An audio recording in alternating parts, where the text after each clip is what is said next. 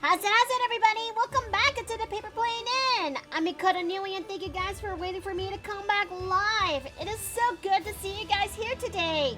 Did you guys actually eat well? Did you guys slept well? Did you guys also had a good day at work? If not, then I hope that today's stream will actually make their day a little bit brighter or a little bit better. Or you just want to come here to relax because today is an art stream today.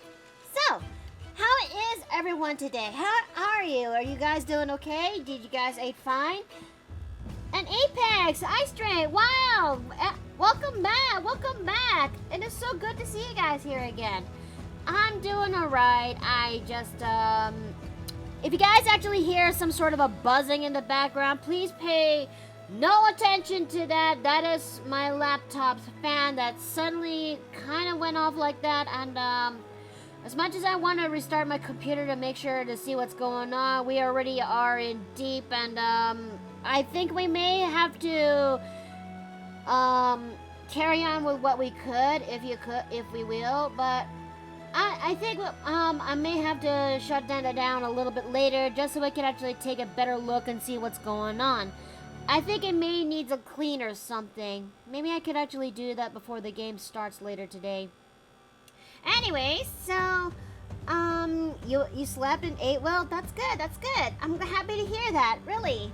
So, I hope that, you guys are looking forward to today's stream because it's an art stream today. And, we're gonna be finally touching up on something that we haven't actually done in a long, hot while, if you will. And that is to resume a project that we actually made earlier this year, where it is featured into my VODs, if you will, my VOD archive. I just need to go and actually grab this real fast and loose. No, please don't, Golem. Okay. And it's this one right here. Which is the VOD that we actually did make this character, who is based on the concept of this character, who is a Astral Elf based on the Warhammer 40k Exodites. Yeah. It has been a long while since we actually did that, and that was like all the way back in January. Yeah, it's about time we actually get back into doing that design and finish off where we started. Hey, listen. Sub the archive as a while back. Oh, nice. Okay, I'm glad you did that. And let's see. I'm having a bit of a picture blockage, Mickey. I'm trying to take a picture of Gunpla models, but I'm stuck on how to do it. Well, have you tried doing try doing different angles, or is the lighting also really bad? If it's yes in but one or all of the above, then you may have to try taking a picture of your Gunpla models in a much brighter room of the house or home where you live, and make sure that the camera angle as well as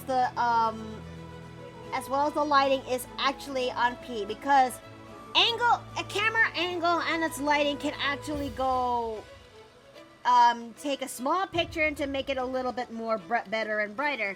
And thank you for the head pat. Thank you. So, without further ado, I hope it's about time we actually get back onto doing our work and see what we actually can do with this. So, let's go. Alright, and the podium is loading in, and there we go. There she is. Everyone, this is our this is our character for this stream. We've actually done this one before. Again, we did this back in January, where I designed this character who is basically my Astral Elf Drakewarden, as you can actually see in the title of this stream.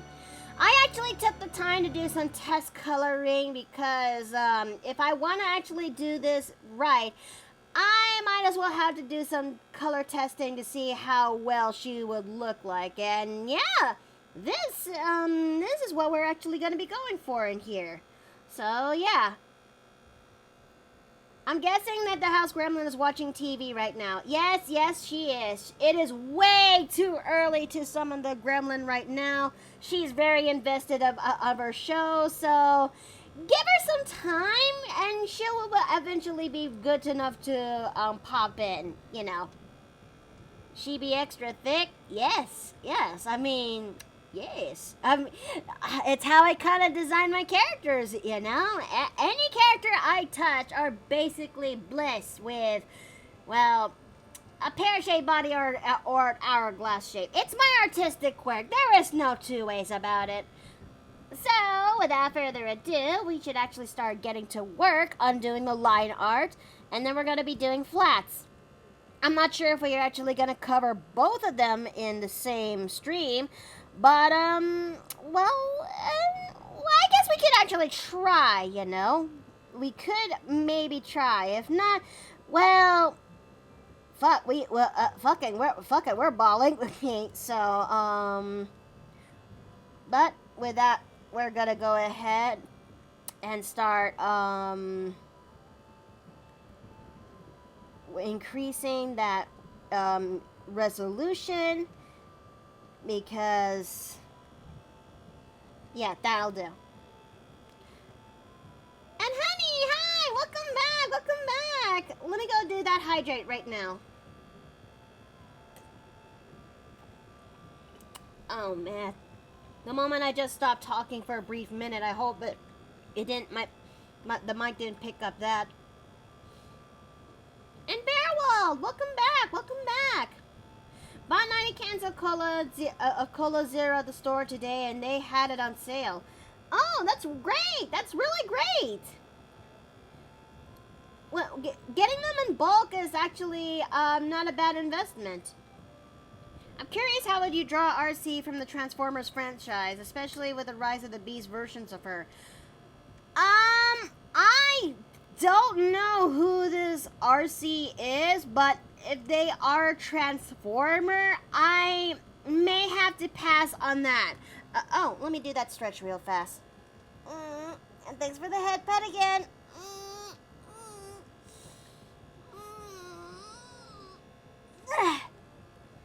Because I'm gonna be honest with you, Transformers or mechanical creatures like that, or robots, I may have to pass when it comes to drawing that, because I do not have the amount of knowledge or skill to actually draw out mechanical creatures that are very sharp angles and designs like you see from a Transformer. I don't have that. I don't have that skill to actually do that. It's going to take me a lot of work to actually see if I could actually do that and commit. But it's outside of my wheelhouse, so I'm sorry. I may have to say no on Transformers, but I may be mistaken, because I've never seen Transformers at all, or very familiar with it. Yeah, it's the latter. I'm not very familiar with it, but let me see who RC is. Oh, that RC. Yeah, it's still a no. I'm sorry. There may be curves there. Maybe start drawing warframes as a practice. Yeah, you know, it's not. Yeah, I guess it's not a bad idea. Yeah. So let's see. Without further ado, we're gonna go ahead and start drawing out Kyrene first. What if you could draw a character that is more marionette type doll with limbs and like I already did. Now that I was able to do kind of well, because I actually have a character that actually fits that description. As I could actually bring this up right now here.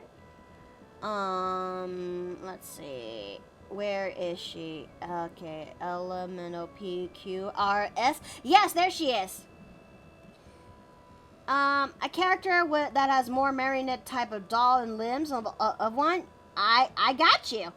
And that one is right here, Scarlet. She is my undead reborn. That is a construct type, and her construct type is flavor that of a ball jointed doll. I actually have a love for ball jointed dolls and marionettes because I kind of grew up with Barbie dolls back when I was a kid. So I kind of have some level of immunity when it comes to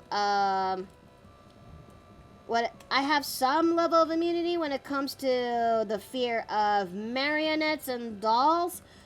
Yeah, I should be okay. I bet Scarlet loves to make jokes whenever someone asks her to give her a hand. I don't know. I mean, she has a little bit of a wooden personality, but for a reason, because she doesn't really have an idea of her past life. And as such, her personality is a little bit on the dry and, what's the right word for the job? Kudere type? I don't know what's the proper word for that, but the character archetype is one thing I can remember from. Yeah, did the Gremlin release mods at the previous stream? Yeah, she did. And Emerald Marine, hi, welcome back. Oh, that makes it better then. She's more analytical than personable. Yes, she is. She truly is. Okay, let me just go ahead and start working onto her eyes. No.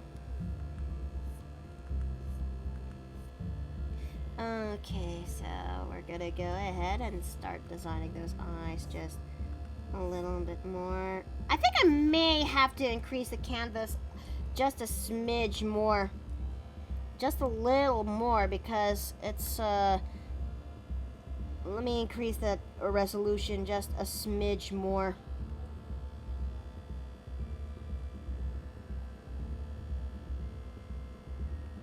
Yes, I'm aware, Clip. You can do it. Let's see. What would happen if Gremlin was granted with ice powers?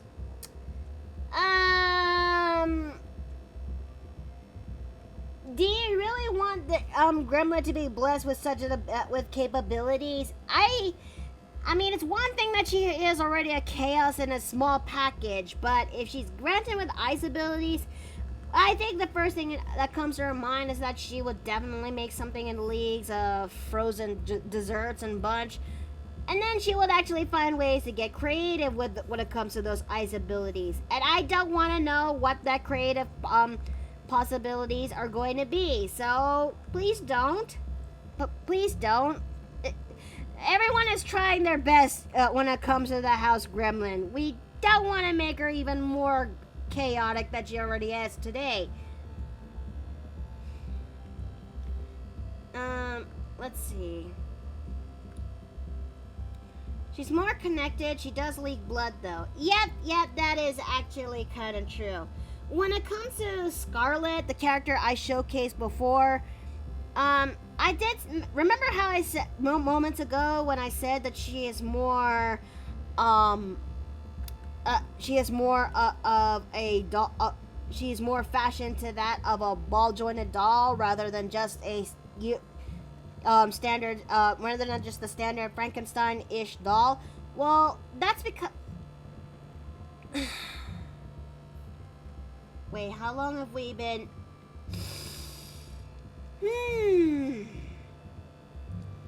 Sorry there, fellas, but I think I'm going into a tunnel. Oh, poor Gremlin.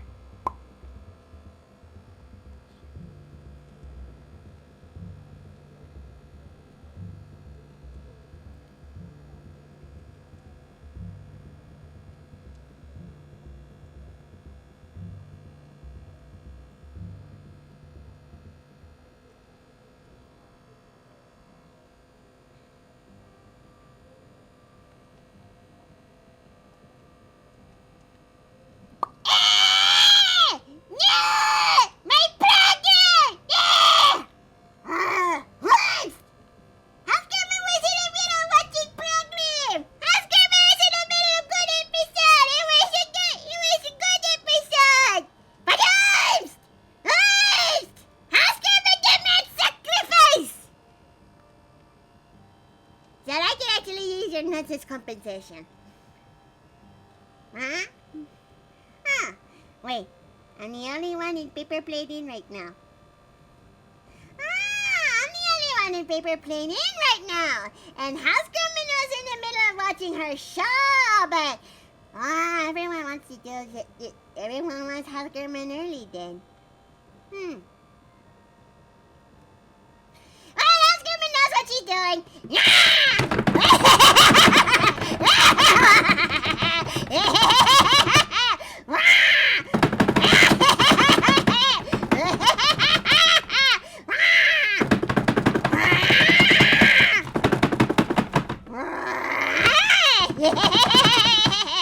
Oh, what this? House Criminal found her black crayons.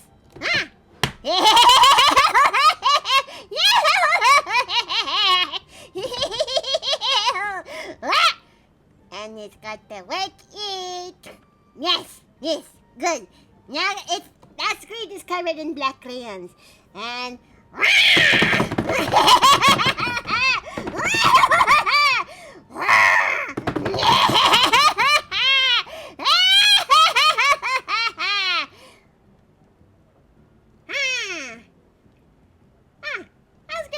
kind of feels a little better.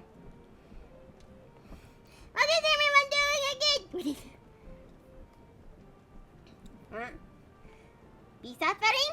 What is?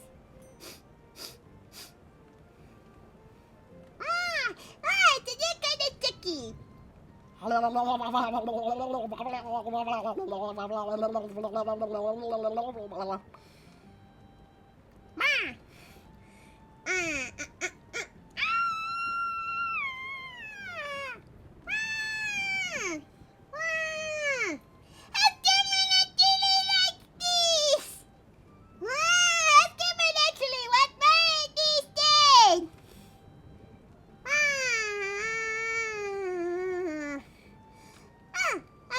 And then dancing away, so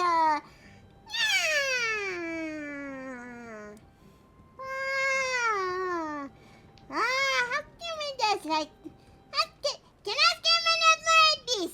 How Scareman wants more? Scareman now it seems to be restarting more. Can I Scareman you're in Jackbox games. No, well then. No one is trying to grab pillow at Gremlin. Okay. Me. One more? Okay. Thank you. This.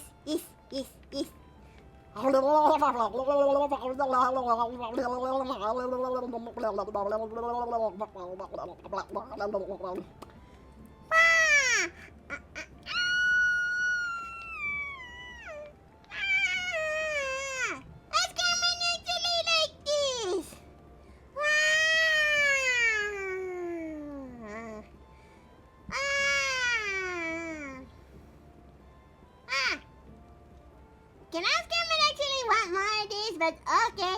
Wow.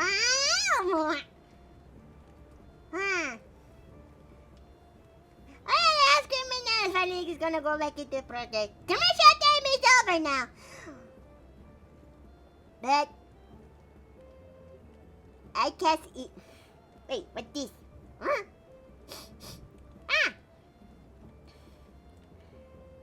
Also, House Scareman actually left surprising toilet.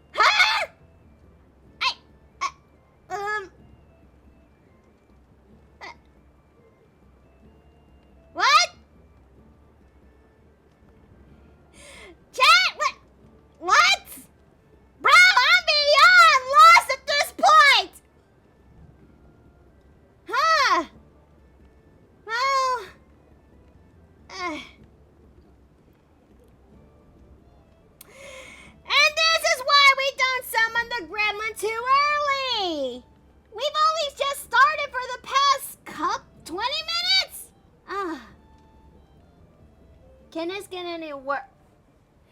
I'm sorry, what? She did a what? Oh no, I'm not looking forward to this. Okay. Okay, what did she do this time?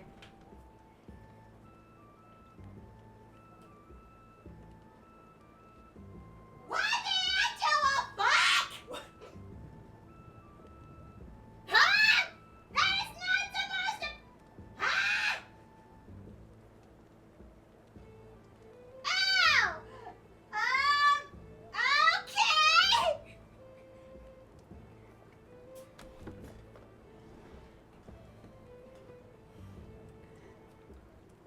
I don't know if I should actually be concerned or glad. I think I'm gonna say yes to both. Yeah! Okay.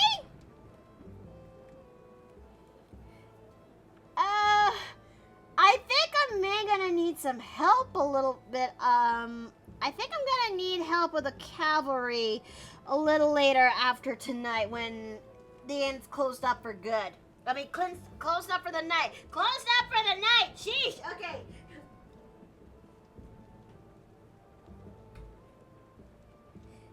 How do I actually kind of describe this? Apex died of cringe with whatever he found in the toilet. You mean like, that solid gold nuggets? That solid gold nugget inside of the it's in the bathroom? Yeah. You need to search unlocking that redeem till a certain time passes. I mean, it already is on cooldown when it comes to that redeem. It's just... Yeah, I'm not kidding. I checked the bathroom and I was actually surprised that there is one massive gold nugget in there. The gremlin pose. I don't know. I mean, it's one thing when she vomits diamonds, but that's only under certain circumstances. This is entirely new, and I don't know what's going on in that stomach of hers. What is in that stomach? What is in that digestive system that made us do such things? Huh? What exactly, chat? What exactly did you do to Gabe? What did you fed her that made her do such a thing? She likely got that gold pooper trip. There goes the plumbing, at least in that one room. Well, that's the thing. It's in the communal bathrooms. You know, the shared bathrooms that the people in the lower floors had to share. Compare the ones who have their own private bathrooms in the private rooms. And I gave her chocolate-covered s'more. I think that might be the cause behind it. Huh. I'm not sure if I should actually be more concerned or should I actually be glad. I'm gonna say yes to both because who seriously poops out giant ass gold nuggets? And they're solid gold nuggets, like completely gold. I don't know what's going on in that stomach of hers. Bruh, I'm beyond lost at this point.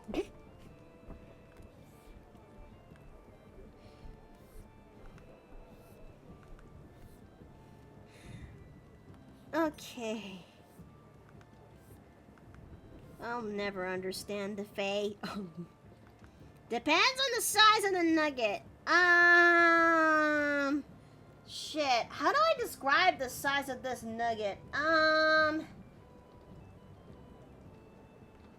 The size of a monster can. I'm actually surprised this too. We probably should have gave her the wee zoomy so she doesn't cause the mess. Maybe.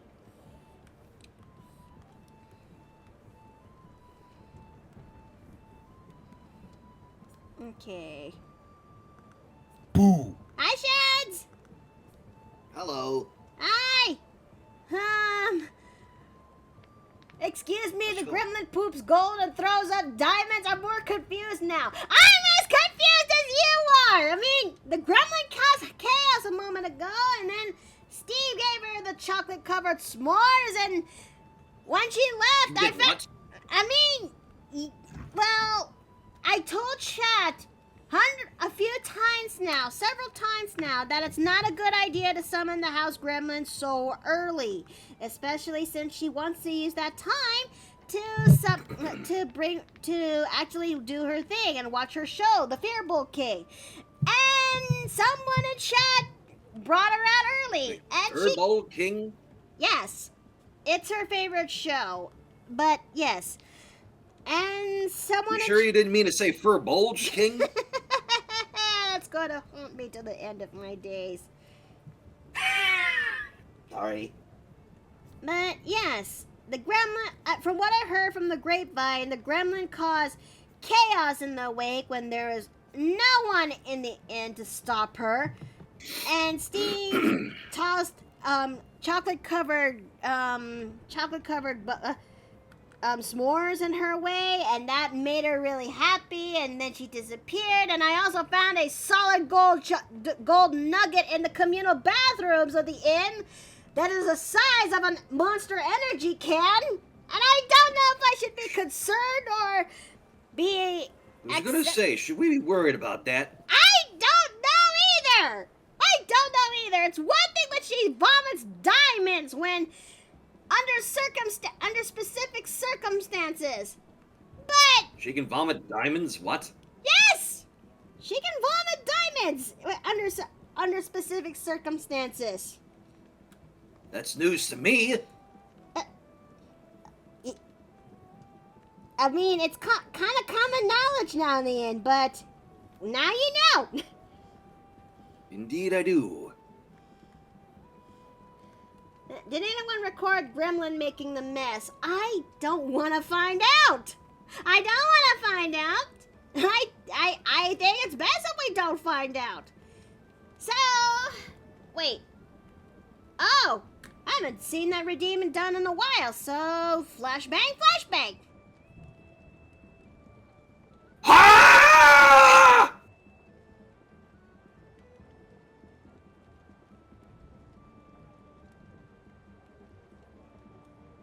Why is it so bright?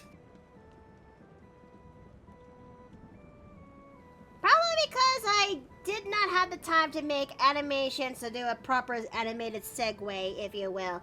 I wish I did, though. Would have saved me a lot of time and trouble and people going fucking blind. But hey, I'm an ASMR, bruh. I am angel touched. It's kind of comes with the territory.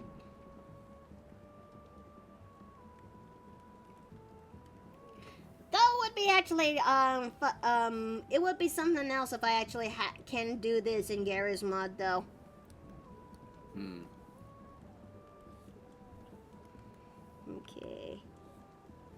Okay, that's a little too thin. So, let's see. My eyes are fine. Thank goodness I had sunglasses. I can only feel so I am so sorry for those who actually did not make a save when it comes to the sudden brightness. And yeah, oh no. Yeah, I am so sorry again. So yeah. Let's see. Now that we've got chaos out of the way, I think it's about time we finally get to the meat and potatoes of today's stream. And I just realized I forgot to do a screen share in Discord. Ah! Oh dear. I am not very bright. There is bright, and then there's the other bright. Ugh. You're fine, lass. Thank you.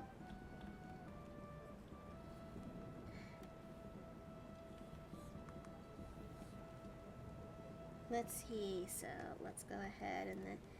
You might need to consider brightness alert for that form.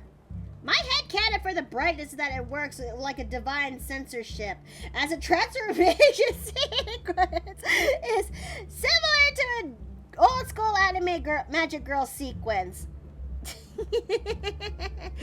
Which is lewd. I mean, the closest thing that is sort of lewd for magical girl kind of sequence is magical girl cutie honey, if you will. Now that's something I definitely should find time to watch, because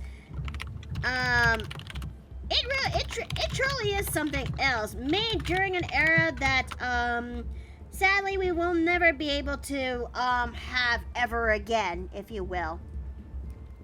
Unfortunate. No, I mean, movies, anime, and animated series, if you will, made back in the 1970s,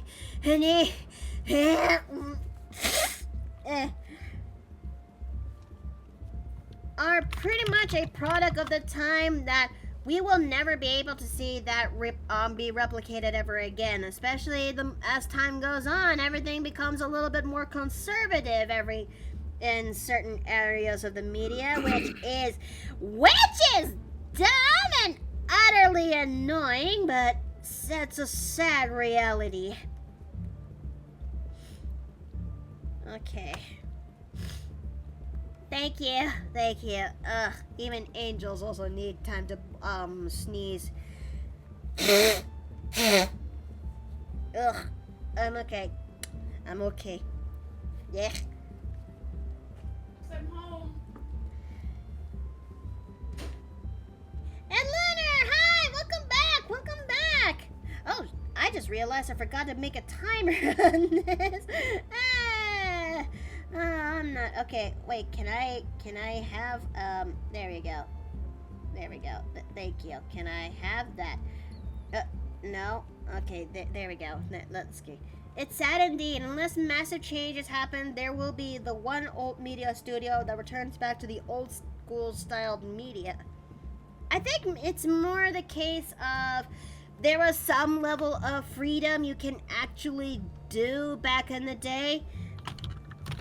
I mean, think about it. The time period that when these kinds of shows happened, where is where we actually is made during the time when it comes to pushing more and more into shit. I may end up getting this thing a little bit wrong, so bear with me, chat. Bear with me. well, okay. When it comes to it comes from a period where things are where they have to try pushing for their own not agenda, for their own ideals and bunch. And as such, and it also comes with creative, and that also comes with experimenting with creativity, and boy, it was also a time period, and that time period is also responsible for giving producing certain series like Fritz the Cat and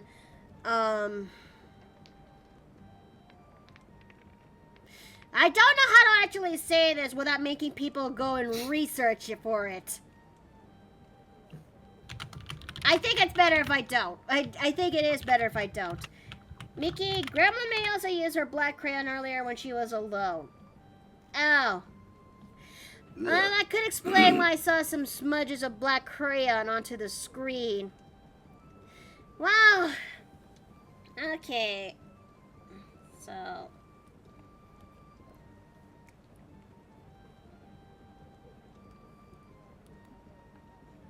Okay, so we're gonna go ahead and start drawing the gem on her forehead. it was the Wild West of media. It truly has. And coming from a time period where I was part when I joined YouTube and the Gmod community, when it was in the wilder times where you could actually get draw where you could animate crazy things. Yeah, I do miss that. And I also miss content that's like similarly to Filthy Frank. Only in specific videos because those are hilarious as shit. And we'll never get that Never time can period. forget the good Papa Franku.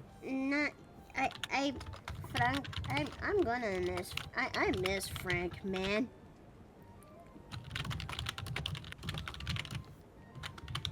Okay, so I think once I'm done with this, that's weird. Oh, it's still incorrect. What? Okay, okay.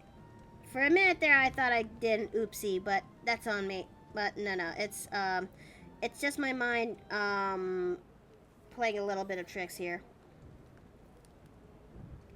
Plus, even if most media is saturated and conservative, there are a few exceptions which breaks the norm, so it's not completely gone. Well, that may be true, but there are some things you can't really, oh, it's set to that eraser.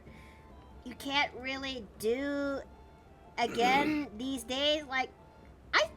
I mean, shit, back in the day, we actually used to have a thing that's called rated X films but, you know, that, again, you can't really do that anymore. So, these are pretty much, relics of an older time.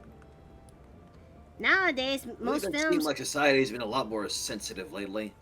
It kind of does, and I'm not sure how the future is going to unfold as more and more time passes by, but I sure hope that we will actually reach a point where we can actually still have some, you know, level of creative freedom, you know?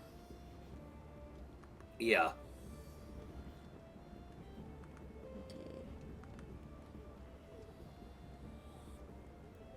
And I just also hope that we don't reach a time where certain franchises won't actually try to punish their own fans for just doing something to express their love for their own content. Looking at you, Games Workshop, for your asinine type of laws that punishes your fellow creatives just because they want to showcase your love for the craft, and you decide to pass a law where it's like, no, you can't really do that. Look, how are we supposed to do fan art then and express our love for you then? I'll never understand the people who run that was place. Really fucking stupid of them. It truly was. And then there's Gary's Mod, who actually are experiencing a level of asinine bullshit too, like such as that one person who poses as a Nintendo representative, but their Nintendo representatives actually said, hey, this ain't right, this email is fake. And I'll never get over that. I think that's gonna go down into Gmod history too, that, you know, this is what that troll did is never okay. In fact, I hope that troll actually gets what's coming to him, you know? Considering he's got the attention now of both 4chan and Kiwi Farms, I think he might be running on borrowed time. He might. Especially since the actual Nintendo representatives finally heard from the gasket on what's going on.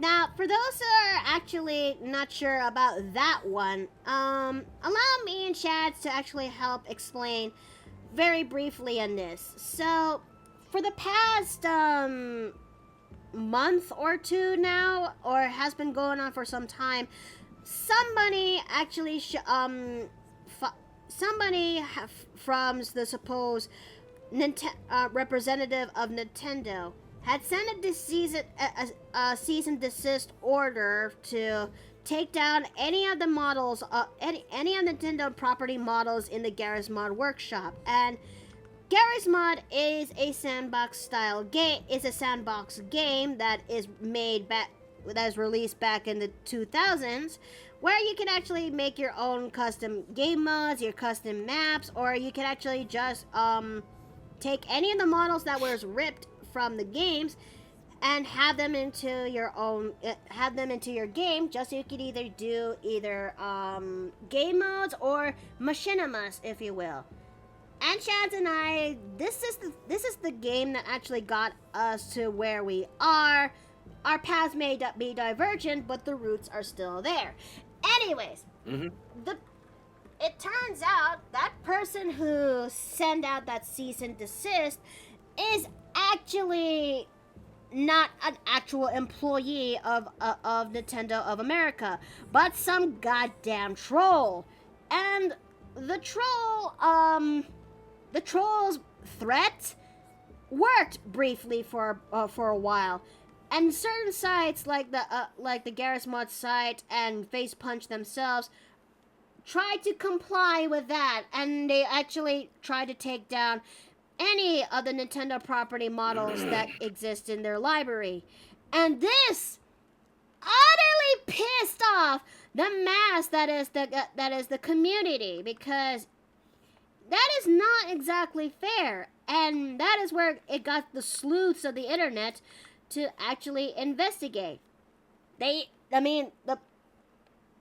backlash was so immense that they actually got actual people from Nintendo themselves to just take ask if this is actually legit. It's not actually legit. The email that was made from that cease and desist order is fake. Dun dun dun. So, with that realization that it was actually fake, the models were finally reinstated and are returned back into the workshop. But this still did not quell the ire of the wrath that is the community, because, well, if you decide to wage war, you're going to get war. And hoo boy, I can only imagine the troll is realizing the jig is up and he's going to try to make a run for it. Which, well, I don't know. As far as I've seen from something, apparently he's still laughing it up. So, typical troll behavior. Typical troll behavior for now, but it's not going to last forever. Nothing does. Eventually said actions are going to have consequences, and it's only a matter of time. I'm just happy that the models are back and reinstated, because even though I'm a retired Gmod animator right now, I still like to indulge with Gmod content every now and then. So yeah. Okay, the jig can kind of continue because a pal of mine pointed out the troll is now targeting Sega models in Gmod. Oh, dearie. He really is persistent. Persistent or stupid?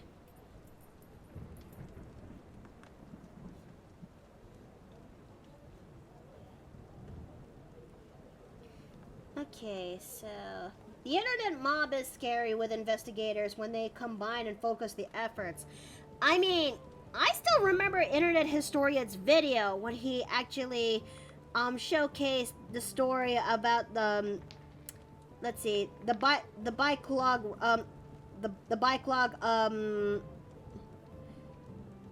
okay, its name is escaping me. Okay, go. I kind of need a quick history check. Ah, shit. Okay. Internet Historian. by clock. By clock. Ah, yeah. There. Okay, that's the name. Okay, there we go. I mean, you're not wrong. I still remember Internet Historian when it comes to him talking about the story about the bike lock fugitive, where during a strike, someone with adorned in a black outfit and has struck one of the protesters with a large bike lock. And this was enough to actually summon the ire that is 4chan. And 4chan, with their combined strength and determination to, well, I hate to say this, but lock this guy up for good, combine all their sleuthing to figure out where this bike lock fugitive is. And oh boy, it's kind of terrifying that 4chan can do it so fast. And, oh yeah, the Burger King. Them and Kiwi Farms. Indeed. And also the Burger King foot lettuce guy. Oh yeah. I mean, say what you want when it comes to 4chan, but when they actually put their brains together and when they actually they can get shit done. Yeah. Think you will play Dragon Quest XI in the future stream?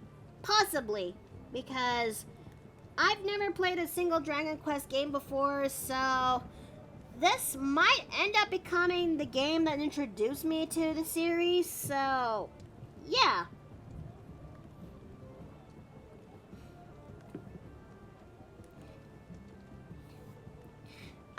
I'm not sure what's in store for me when it comes to that game, but I am looking forward to it. Have you ever played a single Dragon Quest game, Shats? It says that I have. Oh. What's it like? I mean, I can't say that I've played a Dragon's Quest game, no. Oh. Yeah, well, that's okay. Also, hold on a minute. I am starting to heat up really bad. So, and my timer has been long over. So, flashbang. Woof.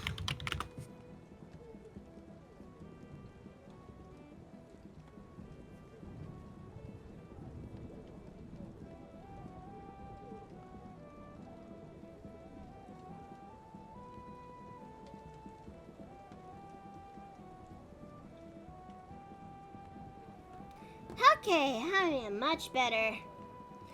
And Soulburner, you take care now. Thank you for coming. Goodbye. This troll is probably this troll has possibly the entire world against him, after him now, and he still doesn't get the picture of him getting in serious trouble. His borrowed time might come to an end soon, but I hope the troll gets banned for the internet for the rest of his life.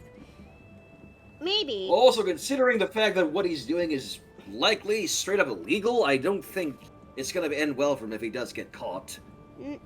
I mean, what is it? I want to say what is his gain, but there will never be a proper answer for that, other than the predictable response will be, I thought it would be funny.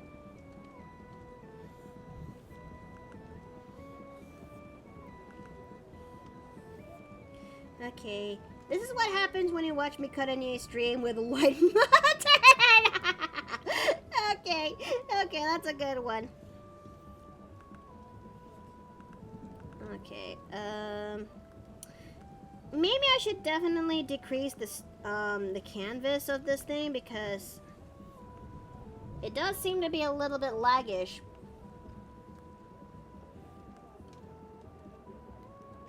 Yeah, I'm starting to experience a lag.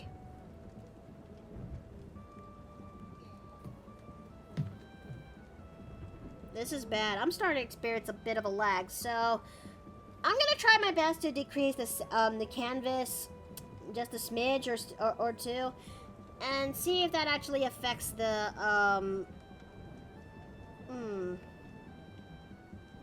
or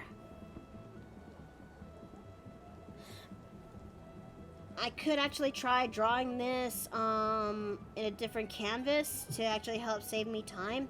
I don't know, but I'm gonna try to decrease the canvas just a smidge. Whatever you think will work. I definitely can't wait for that new laptop. I mean, that new computer. Bleh.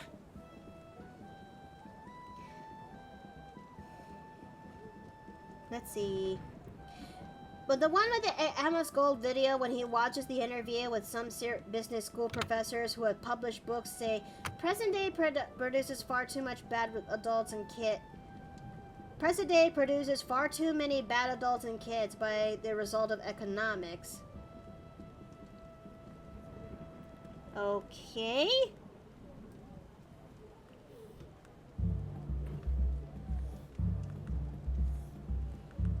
Okay, so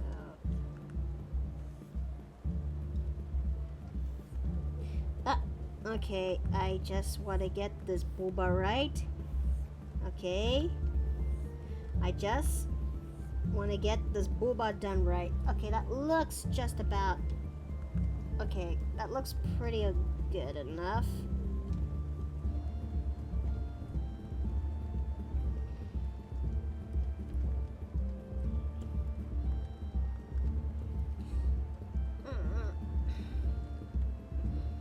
I think I'm gonna need more. I think with the damages that's been going on, I think I'm gonna need more than just that golden nugget that she just left behind.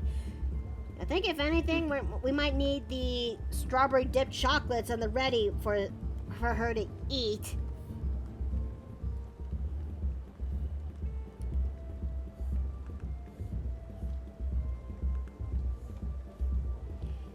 Okay, so let's see.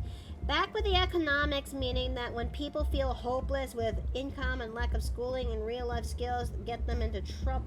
Oh, basically with economics, meaning when people feel hopeless with income and lack of schooling with real life skills, can get them into trouble. Ah, okay. So that's what you mean. Okay, I'm starting to sense that's a little bit better now compared to how it was before. So it was the canvas was a little bit too big, so after decreasing its size just a smidge more, it made it a little bit better for me to handle it. Let's see, how far should we actually do for this stream? I think there might be a possibility I might end up doing only one. I might only finishing up one character and save the other one for another day, because, or I'll just do it off screen, especially with the notion that I got a campaign that's taking place a little later tonight, so yeah.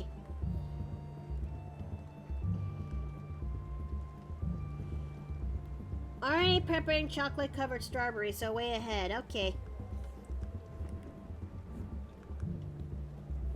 Okay, so we may have to...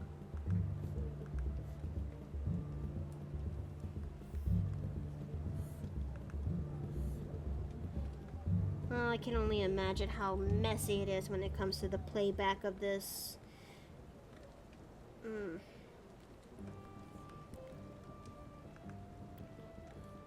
But you know, I actually am looking forward to playing this character when I finally get the chance.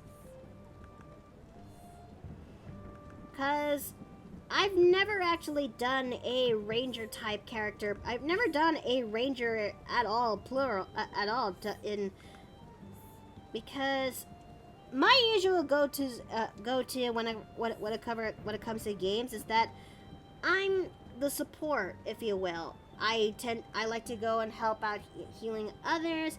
I also like the but I also would like to help out every now and then when it comes to when it comes to my party when they are in a pinch, because I want to do a little bit more for my role. So going for something that's outside of my wheelhouse, which is playing something that isn't a the main healer type role so playing something that isn't a healing support role is it's something else, you know. But I hope that it's going to be okay. Incoming raid, methinks.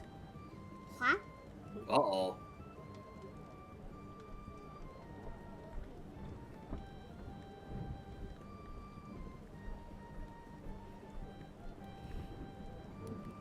I guess I'll just, hold on, let me go and set up the tables for the lunch rush that's coming in.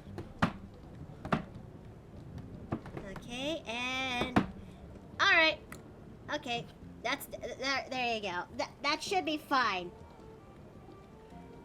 Okay, I don't know who's coming in, but I'm kind of prepared ever since I got this heads up, so thank you, Boy Splatty.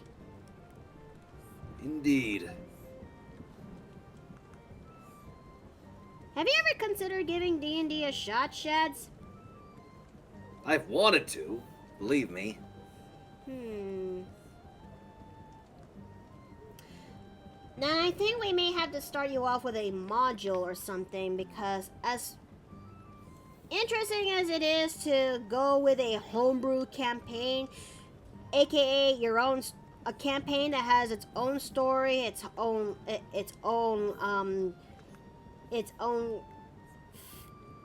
story, its own setting, it's also its own worries to go around with. I think starting off with with just a module might actually be the best solution for you. Also, hi, honey. Hello. Hi. Hey, Steven.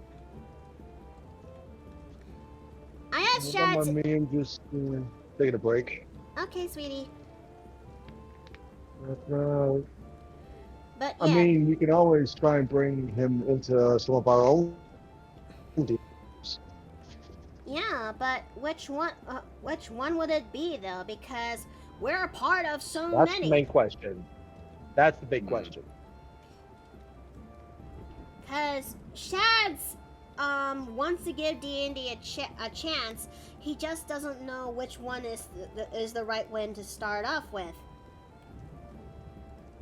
So so I'm thinking that for the safest place possible, a module will have to be the best solution for this, because a module already has its own. It is already written down, and it's officially out into the public through Wizards of the Coast. That's the publishing company behind D&D.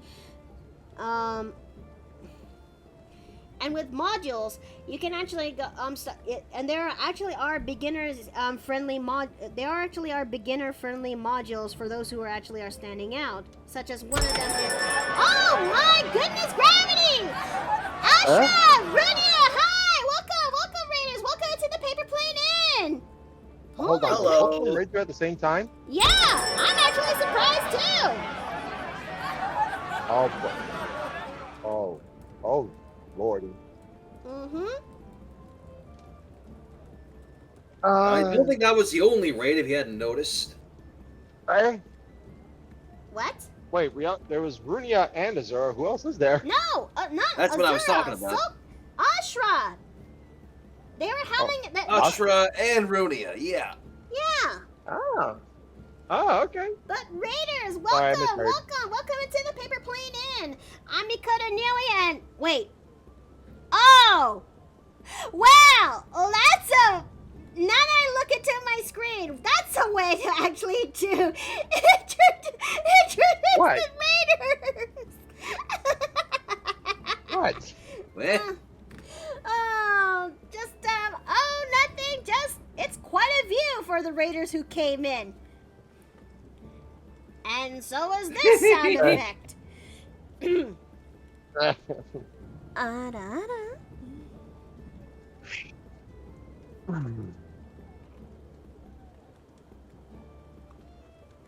But yeah, I'm also the campaign that this character is going to be a part of. I'm also going to be a part of as well, Oh and my. I'm doing something a little bit bonkers.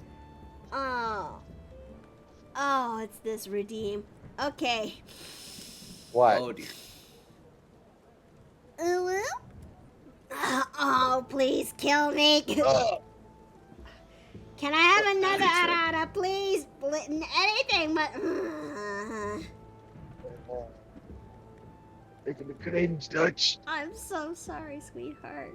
It's making me cringe, Dutch. Ugh.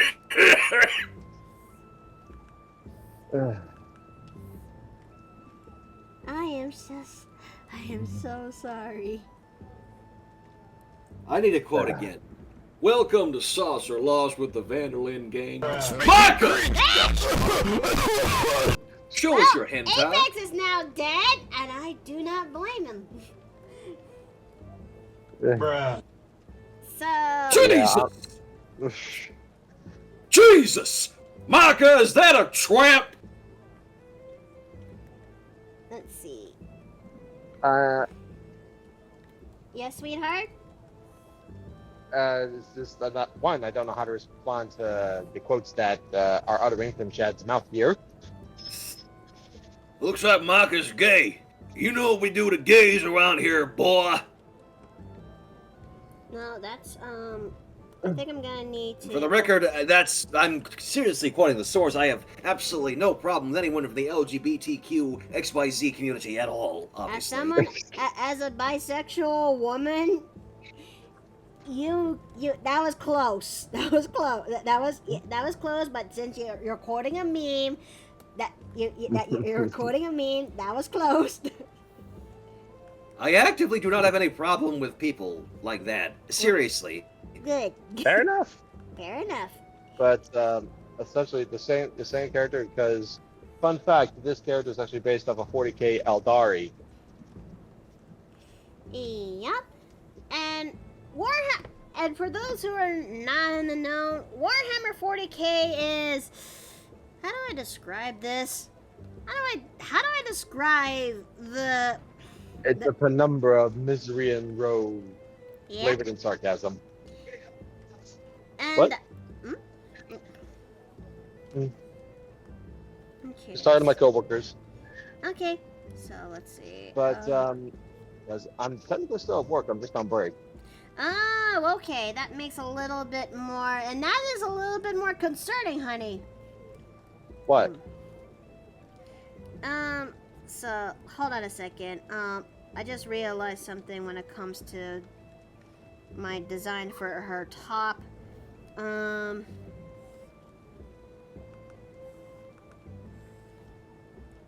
So if we just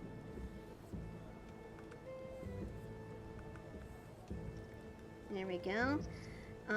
There we go. Okay. But Sorry. You can actually go, sweetheart. is there? Yes. You can go ahead, take the floor, sweetheart. Okay. But yeah, I was just saying, she's taking something from Warhammer 40k. Meanwhile, I'm doing something a little more bonkers. I'm attempting to put a Warframe into D&D. Ooh. More specifically, Rhino. Interesting.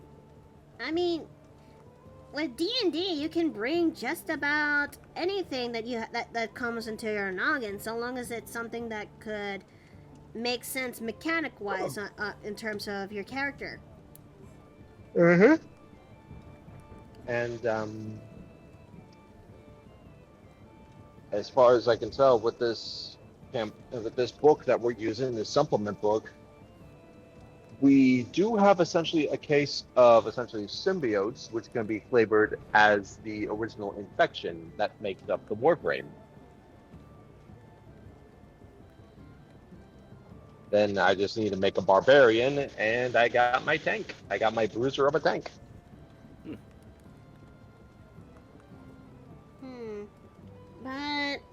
But yeah, as fun as it would be to actually bring you into homebrew campaigns, Shads, we'll start you off with modules.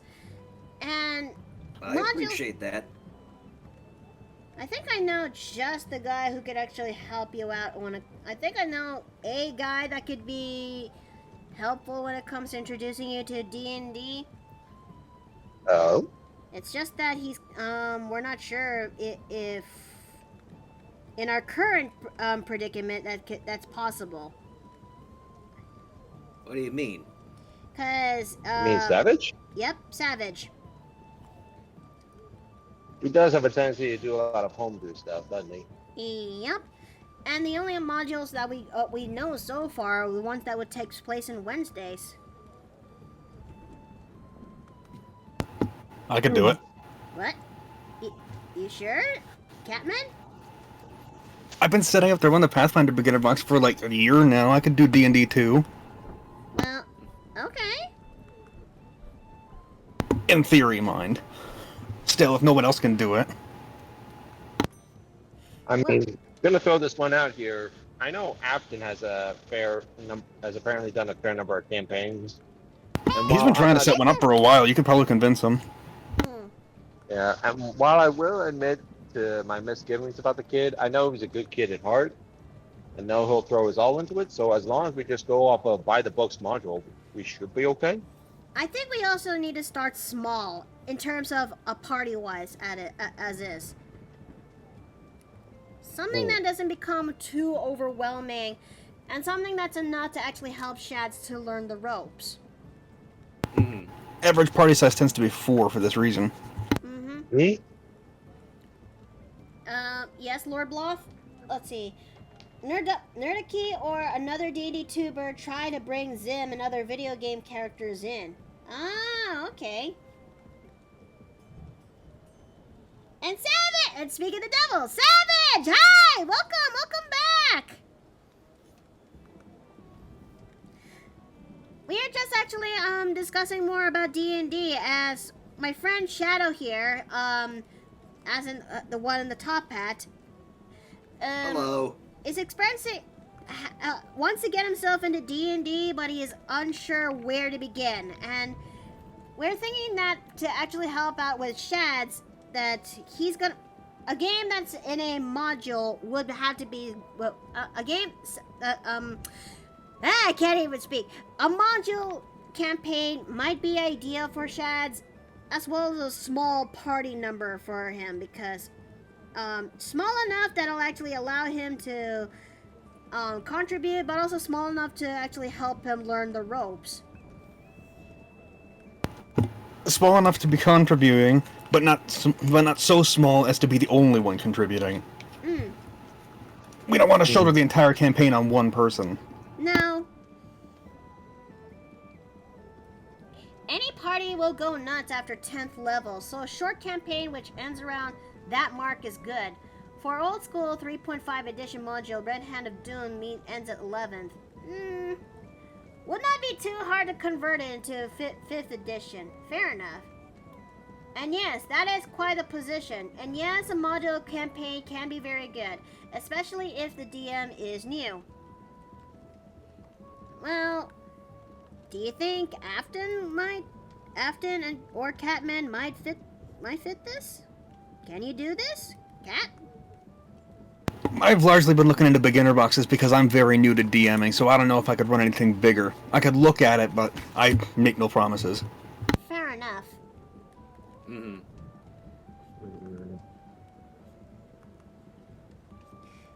We should definitely make a stream that's that is about how to create a character for D&D, for sure. Oh, you can make it double up as walking Shads through the making one. This is I mean, I also know we true. walked him through one before as a Tiefling Warlock, as I remember. Well,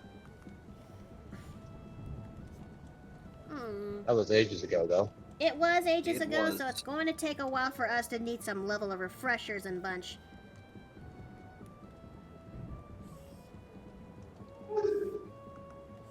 The heck was that? I heard a doggo.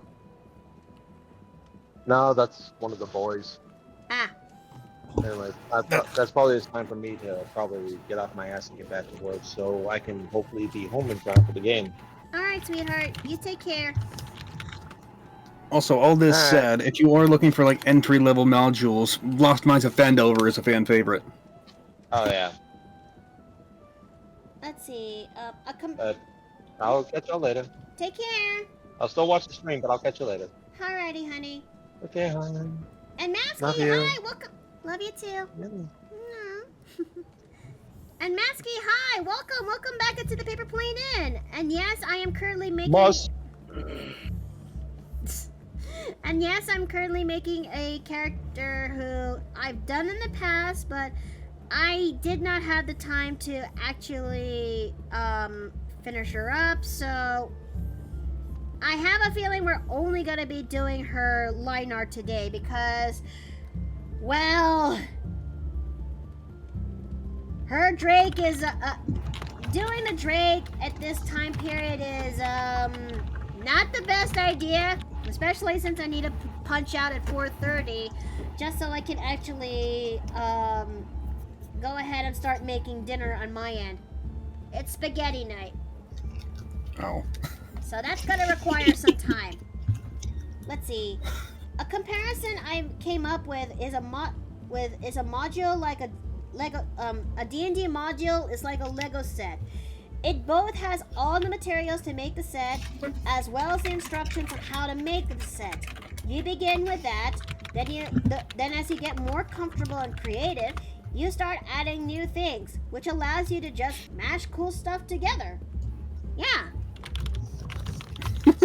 And you can do fun and creative stuff like the Helm's Deep or Death Star laser or what have you. And it is a really good analogy. Okay. So I think I might have just dug myself a grave here.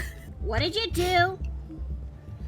Lost Mines of Phandelver is the D&D 5e Beginner Box campaign. Oh. Well, shit, I guess I gotta go find the PDF now. Well, that's not too bad. That looks so cool. Looking forward to seeing these two finish, my dear. I think if anything, I may end up only having to do this, the elf first rather than the Drake. Because we already are far away. Might as well just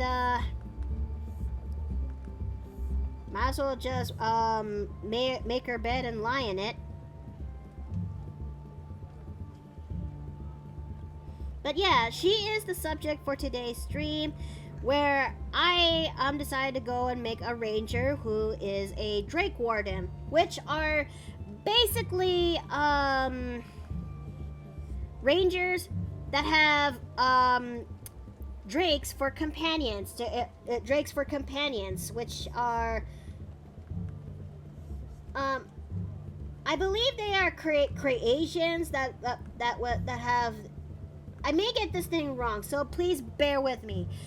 Drakes are basically creations that are perverse versions of dragons, but they don't have wings of such, but they are still our powerful draconic creatures, if you will.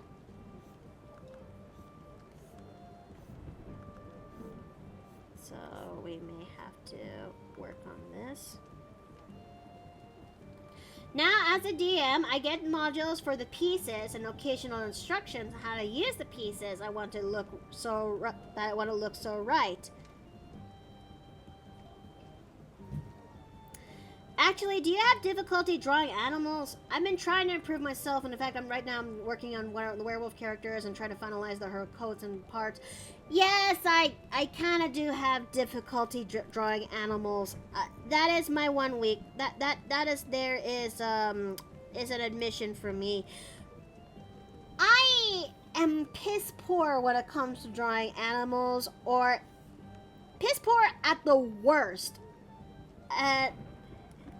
But I'm trying my best to at least improve a bit, and I think if anything, I am much more grateful that Jay actually helped me out when it comes to drawing my my Drake, because if you guys actually would see the VOD of, well, if you guys actually could see the VOD where I draw this one back in January, it looks rough. It looks very rough. Cause animals are not my animals are not my strong suit.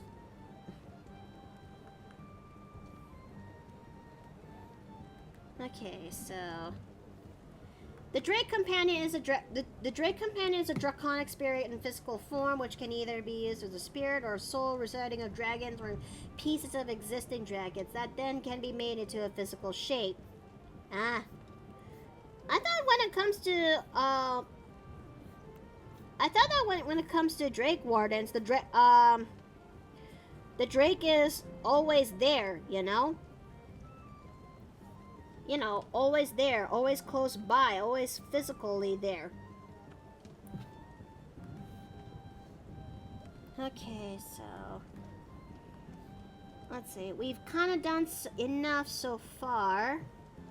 I've yet to draw in the details. That is, the rest of her. That is her quivers, her bows, and everything else. I think I'm kind of getting there. Slow and steady, right? Slow and steady wins the race.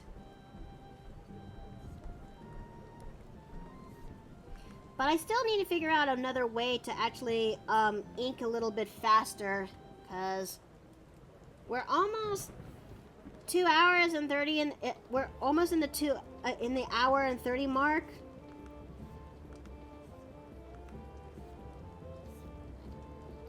Okay. Her hair is not really that long because I had a feeling she would likely keep it a bit reasonable in terms of length.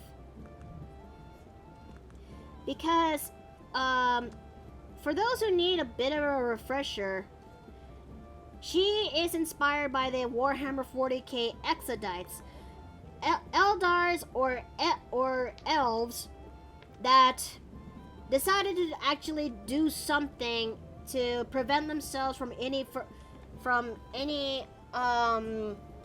potential harm or death, or worse than that, from the downfall that is their future.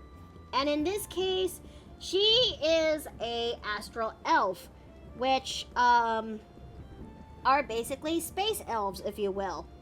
I would know, since I'm kind of I was part of a campaign that actually took my half elf alchemist into space. And I'm thinking of going for something a little bit different for her design. That rather than going for how I usually design the eyes for my characters, I'm gonna go how DE designed theirs, Astral Elves, for in terms of her eyes. So yeah.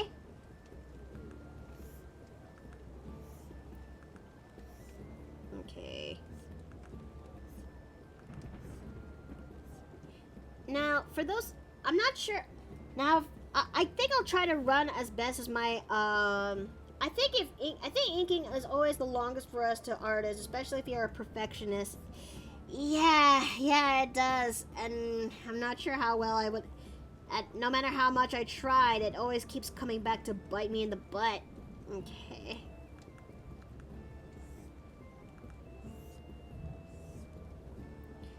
Alright, now let's see. Now, for those who need a bit of a refreshing course, let me try to tell you about what exactly are exodites and why does this come to play with your character your character that you're designing, Mickey. Well, I'll explain as best as I could from what I researched and remembered in the top of my head. Disclaimer is that I may not get the information wrong because, again, this comes straight from my head. So take that with some spoons of salt, if you will. Mm-hmm. So, Exodite, in the world of Warhammer 40k, where is basically the biggest crapshoot but crapshoot, grim dark horror of the future, which contains a lot of satire and bunch, which helped make it work. There is this thing there is this space. There is this race in the game or setting that is called the Eldari, or Eldar, if you will. Basically, the space elves again. And there has come a point where the Eldar kind of became one of the leading races of the series, and they were able to create many things, especially their own food and bunch. But it comes to a point that because of their long lives and their nigh ability prowess, they decide to do something to stave off any kinds of boredom that comes to their lives. And as such, they decide to actually form pleasure cults, if you will. And these pleasure cults used to start off mild until they go into dangerously, criminally bad. So bad that suddenly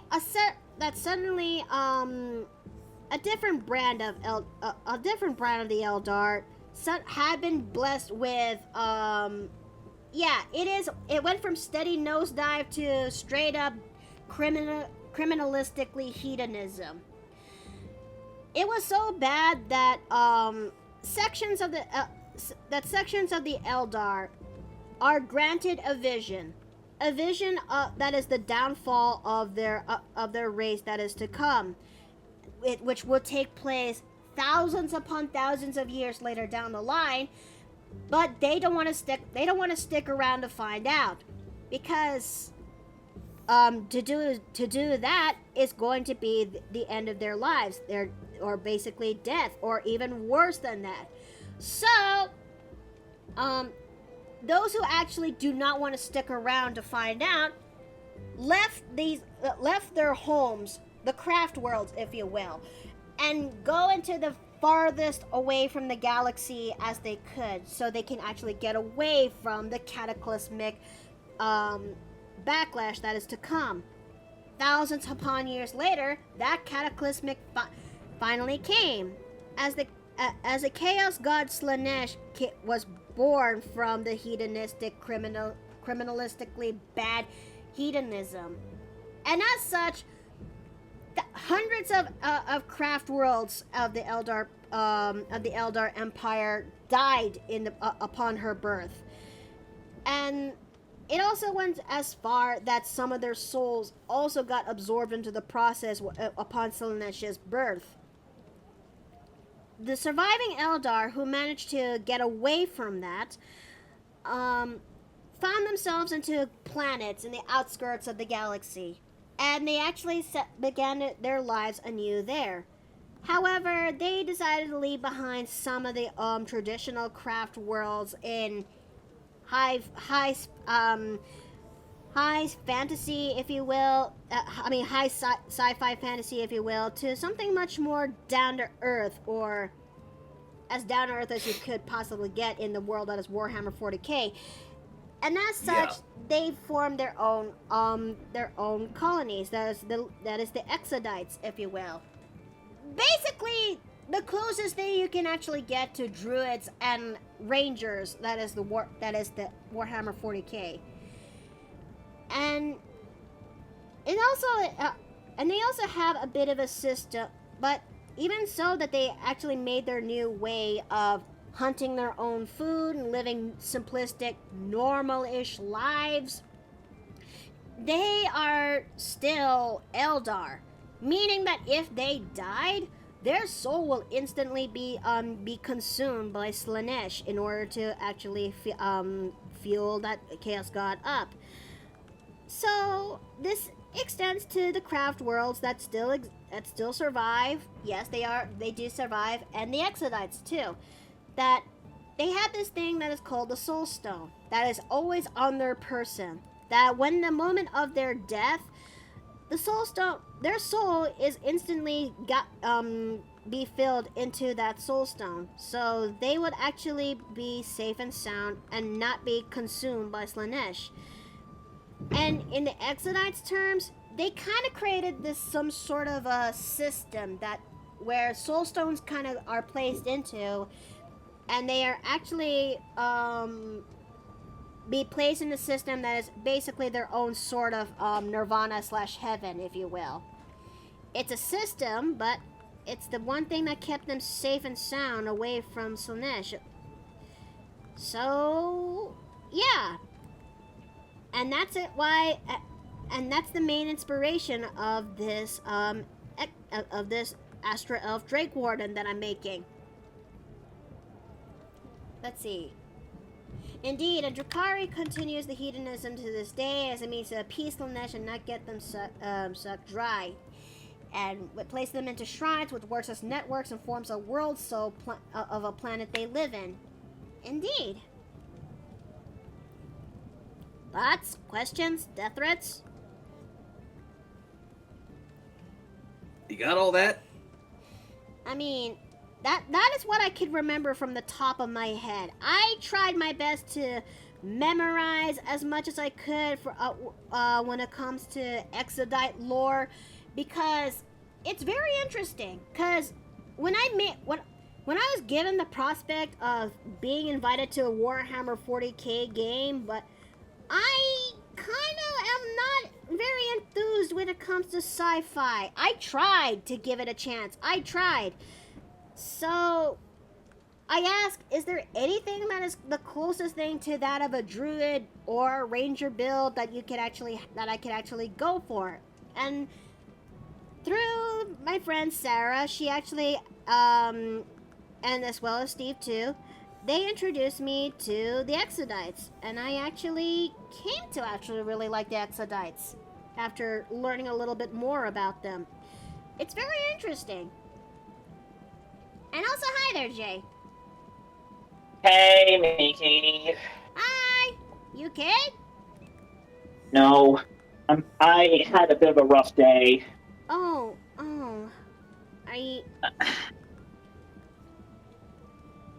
I don't want to talk about it too much, but basically I overslept today, and now, okay, let me just cut to the chase. I tried to return something today, and I had to drive all the way to another city to do it, and they wouldn't take my return because the box was damaged. Oh, I am so sorry to hear that. Also, I bought it 3 weeks ago. Apparently, they only have a 1 to 2 week return date. I did not know this, so I'm a little upset. I don't blame you. But I just took a salt bath, so I'm a little more relaxed now. Well, at least it's better than nothing. The salt bat I meant. Yeah, it's better than nothing. I'm also gonna get myself some lunch because I haven't had anything substantial to eat. Please do. You need to eat. Mm-hmm. Sustenance is always important. Mm-hmm. And let's see. I apologize, Paper Plane In, but I'm gonna take my leave. My head is hurting. Okay, Apex, you take care, and thank you for Not coming. to worry. Have a good one. Okay, I gotta be careful on drawing this bow because, I mean, I also should definitely learn how to draw weapons a bit more, if you will. Actually, it's funny you mentioned that because I was trying to do some thinking on what kind of weapons I could include in my original story, and one of the places I'm looking to is actually Kid Icarus Uprising. It has an amazing variety. Anything that screams out to you that says, yes, I'm using this. Well, I mean, for example, in Kid Icarus, believe it or not, the bows are actually 2 weapons in 1. Yeah? Yeah, because here's the thing. They can be split apart and turned into twin blades. Oh!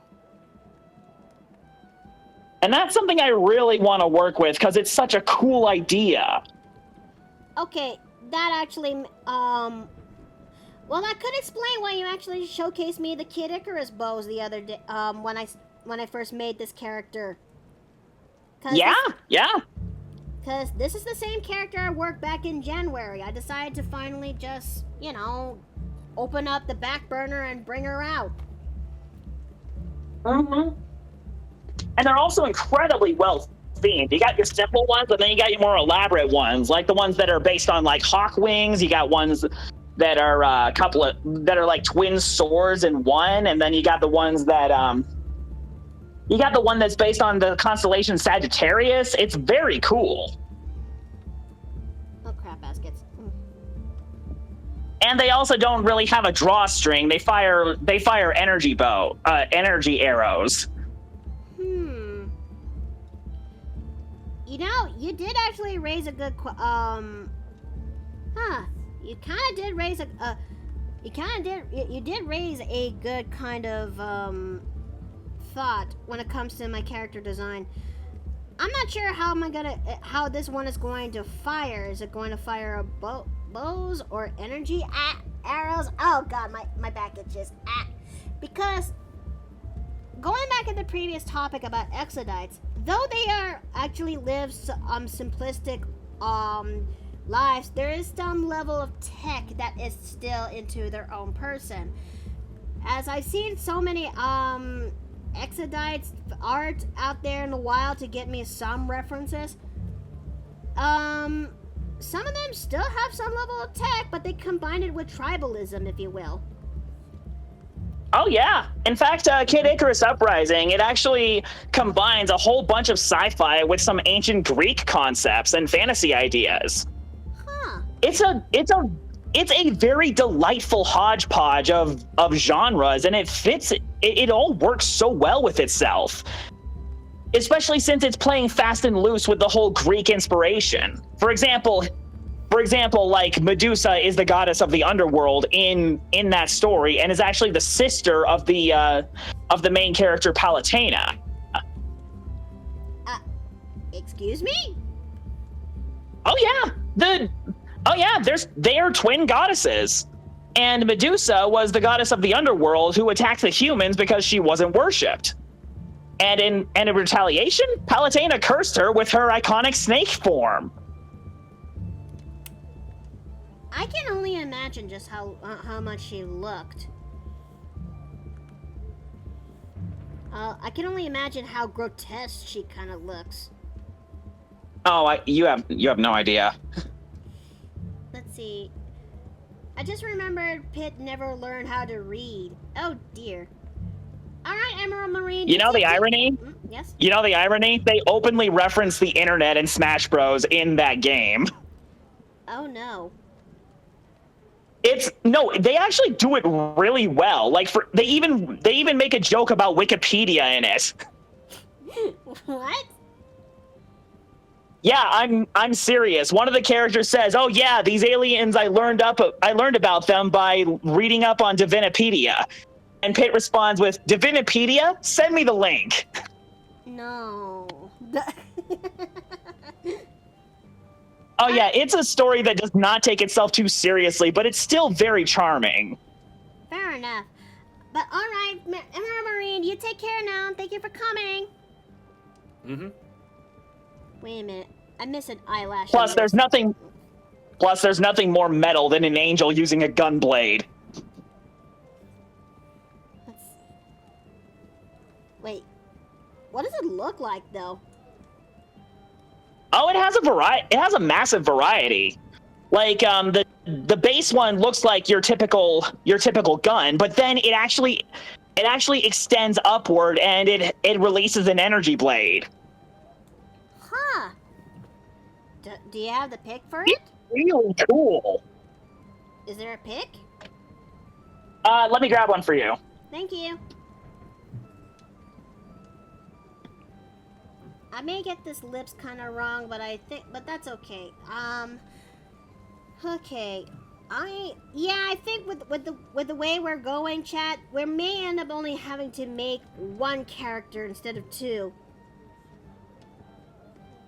Cause I'm also in borrowed time because I have a D&D game later tonight, and I also got spaghetti I need to make. So, yay.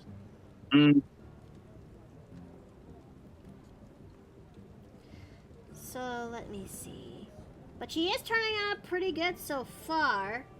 I just need to make some extra detailing on her, especially where the tribal begins and the tech ends, you know?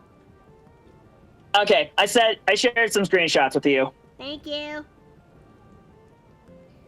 It's in the TV chat. Let's see.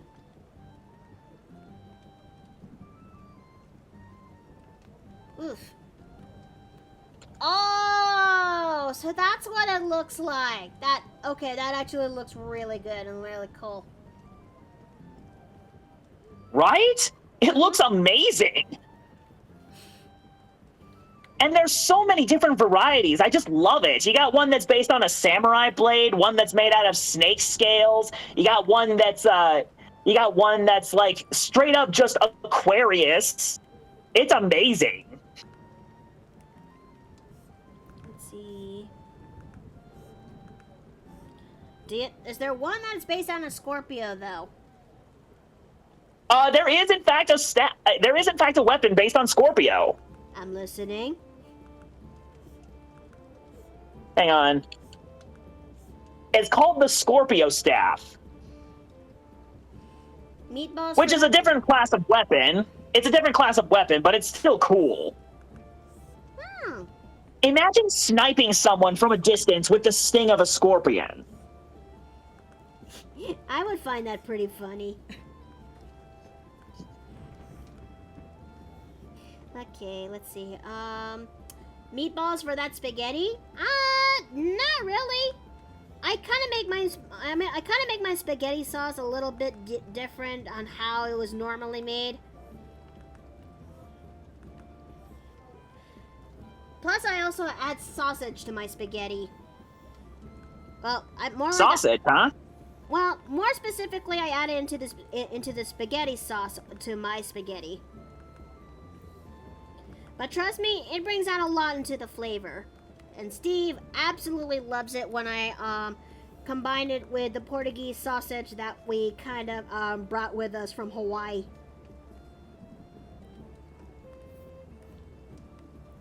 Okay, let's see. Jay doesn't know about the gold stuffed toilet. What?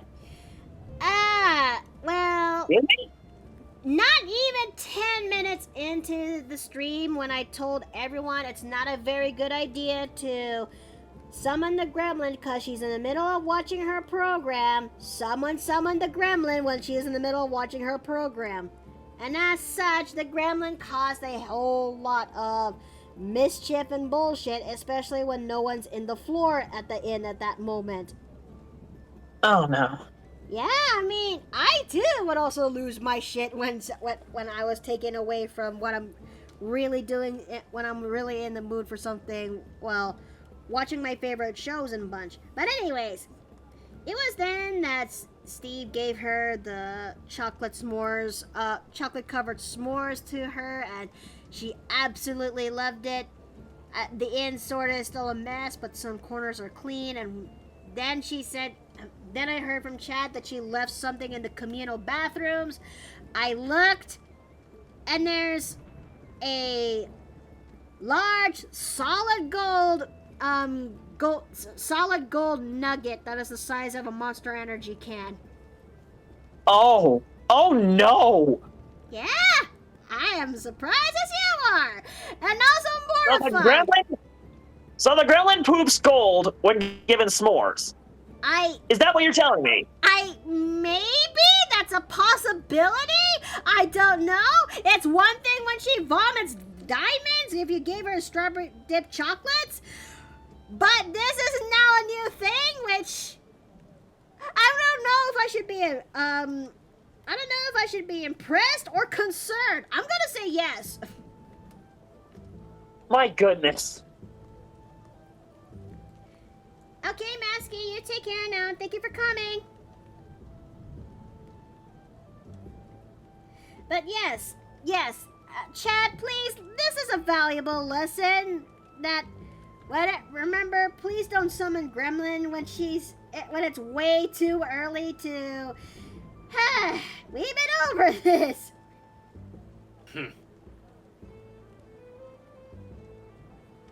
At least it's not a... At least it's not a star chocolate this time around. Okay. RFD, hi, welcome back, welcome back.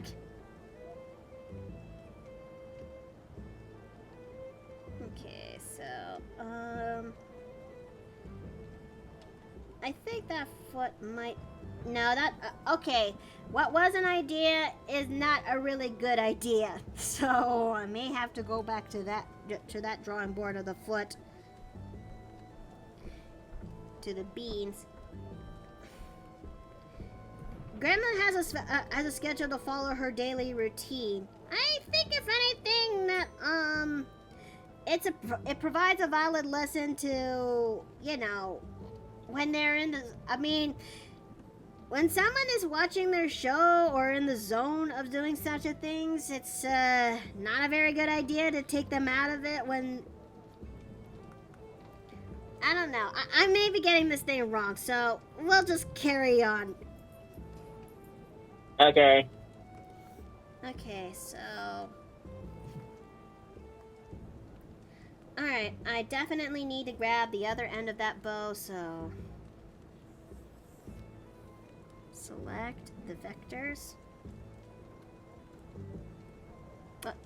No, not that kind of select the vectors. Okay.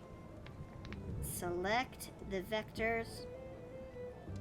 Pasting those vectors. Not the, okay, no, that's a terrible idea. Okay.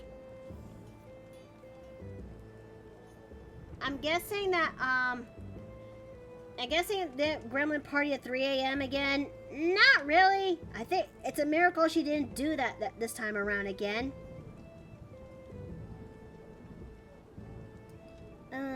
Let's see, how am I going to do this?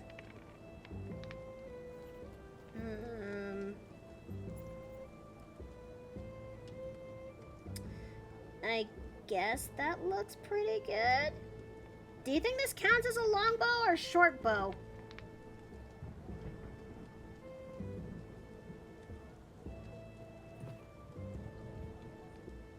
Okay. I mean, longbows are taller than people, so... Yeah, they are. So this is a short bow of sorts. Well, it can't be helped. Okay.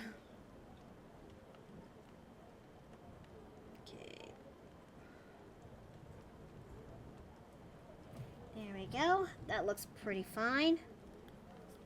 We're gonna go ahead and clean up. And I guess that, wait, what time is it right now? Okay,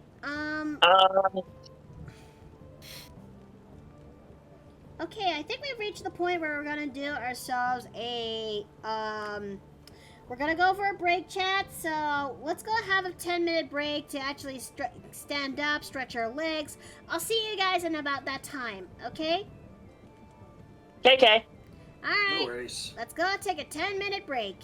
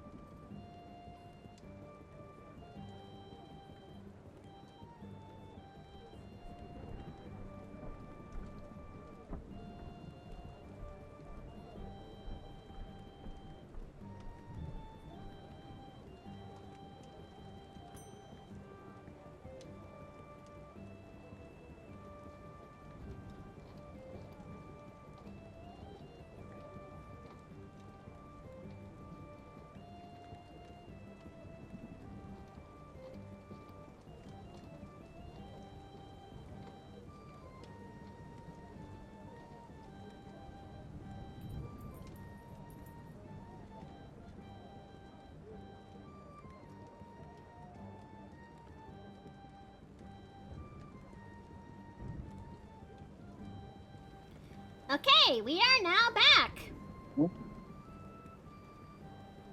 Okay, thank you guys for waiting for me to come back. Okay, so let me go ahead and start fixing up the...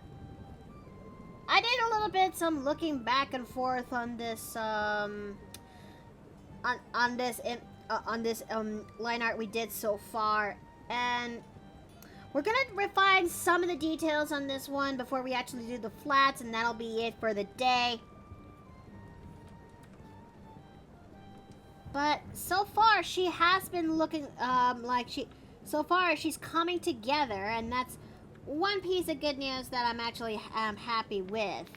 Just we're gonna refine this a little bit more, and it's off to doing the rest of the other details, and yeah. I hope I didn't make you guys wait too long before until I actually come back. No, not I'm really. okay. Okay. Now, let me think.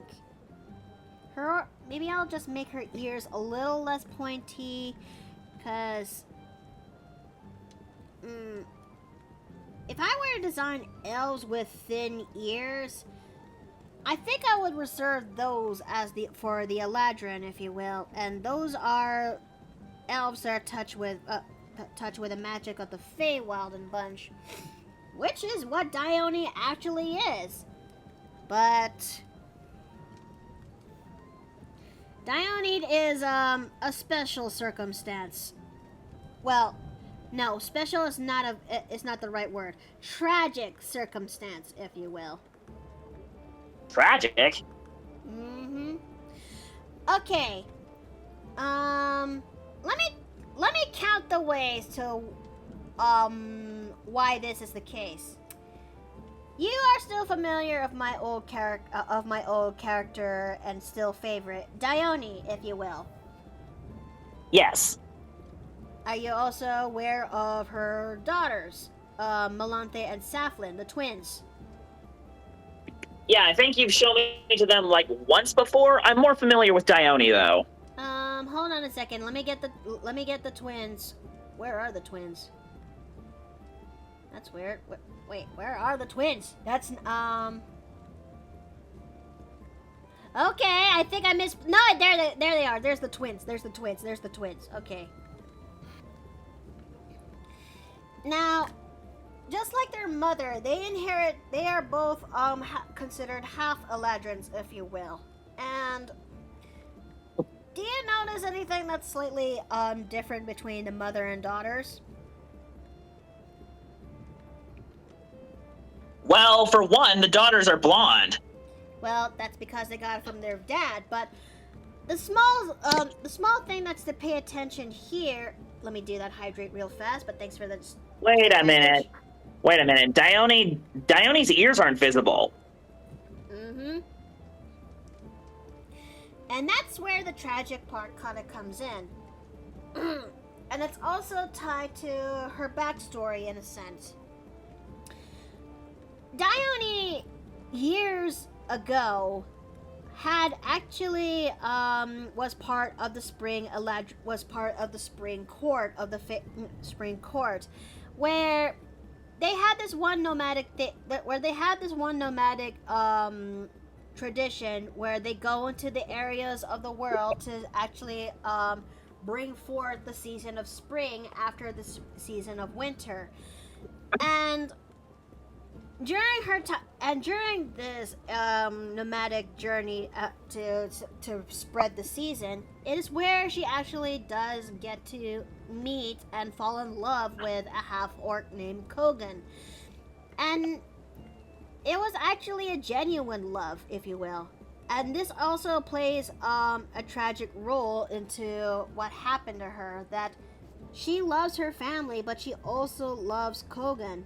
And they are not actually fond of Kogan because, well, because how half-orcs like him, half-orcs like him are pretty much looked very down upon.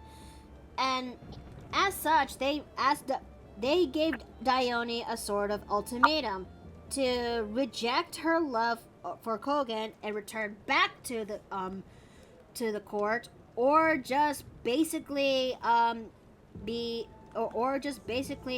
banished, never to come back. It's very harsh and incredibly cruel too. And as such, Dione just said, "No, I'm not doing that. I get to make my own choice, and this is one of them." But sadly, this sort of choice ends up coming with the own kind of consequences, that not only is she banished from the Eladrin court, but it comes with a price that they cut off her own ears. So that way she would actually, if she wants to love a mortal, might as well look the part as well. So... Dang. Yep, they weren't messing around, you know. But it is so. While she was very heartbroken that she was abandoned just like that, but eventually would find herself a new love, but eventually would just be able to find her new family and home in Kogan's village, and growing growing alongside with the rest of the orcs and half-orcs that came with it. Because Kogan also has his own fair shares of his own conundrums that come with it, but for just falling in love with Dione. Like, Kogan was the son of a war chief, a violent one, if you will, but Kogan knows that this kind of lifestyle, especially, is not going to last forever. He knows he has to look for another way to be so that way his village would still thrive and not die out to the next war or pillage that whatever his father goes into. And that's so when he falls in love with Dione even the orcs are not happy with this. But Kogan decided to do a thing that allows him to actually make his own choices. He challenged his own father. And it was a hard duel, but he finally got to win. And in the tradition of the tradition of the orcs, they have this thing where in order to prove your victory, you basically remove a tusk from the said opponent. Kogan basically ripped out both of them. Oh my goodness! Yeah, just so he could actually claim his new spot as the next war chief. But it was finally done.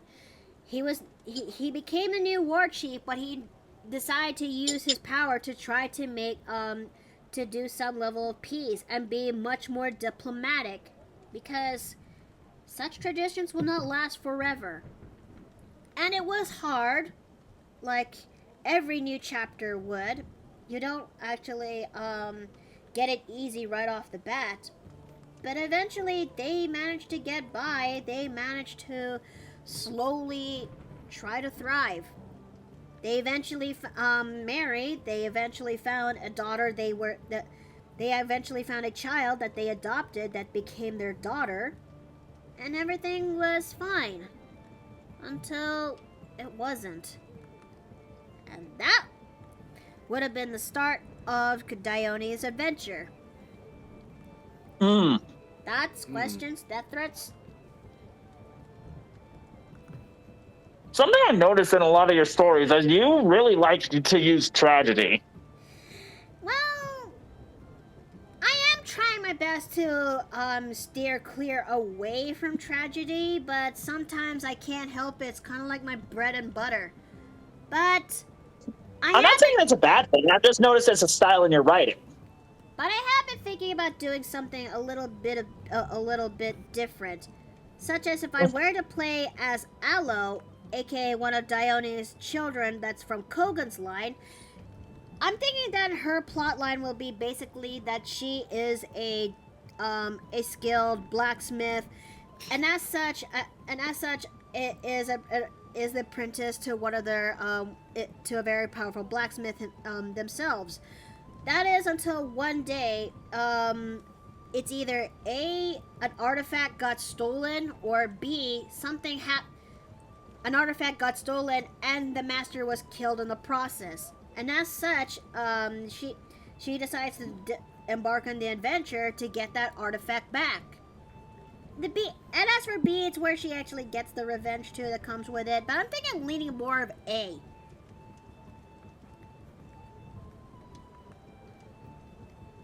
Sorry, I fuzzed out. Sorry, I zoned out. I am terribly sorry about that. It's okay. No it's worries. okay. We have been on this for a long while, so it's understandable. And this lady has been through a lot. Yes, honey. Yes, she does. I will know since I wrote that way. But, yeah, I mean, to be fair, Dione's origins has not always been an Elandrin. When I was starting off with D&D, I kind of want to make her as a nymph, if you will.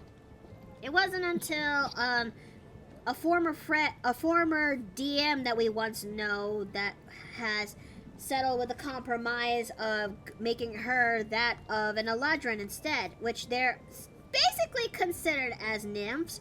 So I just took the good enough. And strangely though, had it not been for that game, I would never be able to, connect to the friends that I had that Steve made, especially those that are Cedric, Sarah, and everyone else in between. But I learned from the grapevine that game that I was guest starring with and eventually became part of the campaign with was an absolute clown circus of a shit show. Oh dear. I know. And even they refused to talk about the other details that came with it. I've only learned a few details, but I had a feeling that's only scratching the surface of the other details that come with it. And honestly, I cannot blame them. I do not blame them at all. I haven't. If anything, I understand where they're coming from, because I too had my fair share of bad campaigns and bad sessions and campaigns and whatnot. It's why I finally learned to understand. That's why I kind of understand the logo of no D&D is better than bad D&D. In case if you're interested, Steam is having a sale on Farm Sim games, a sale on Farm Sim games until May 6th. Oh, okay, great, thank you.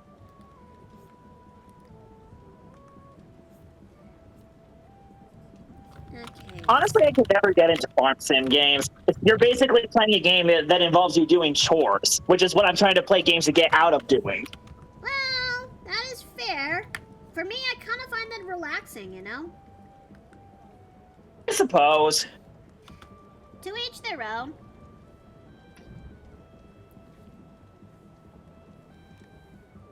But See if like for a means to an end, and there was like a good story for me to follow, then I could get invested. But at the same time, it's just like, man. You know what? That's fair. That's fair. Everyone has their own preferences when it comes to games. Mine just happens to be farms games that come to the territory.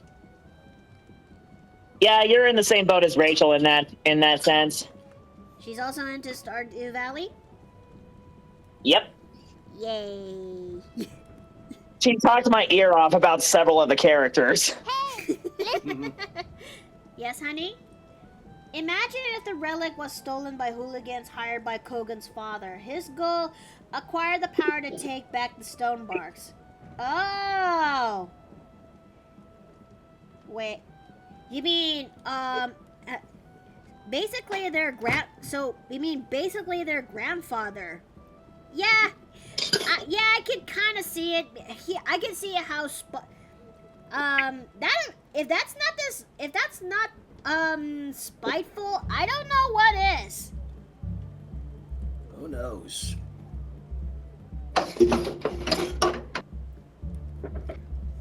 Anyways, I need food, so this is where I must depart, sadly. All right, Shads, but thank you for coming.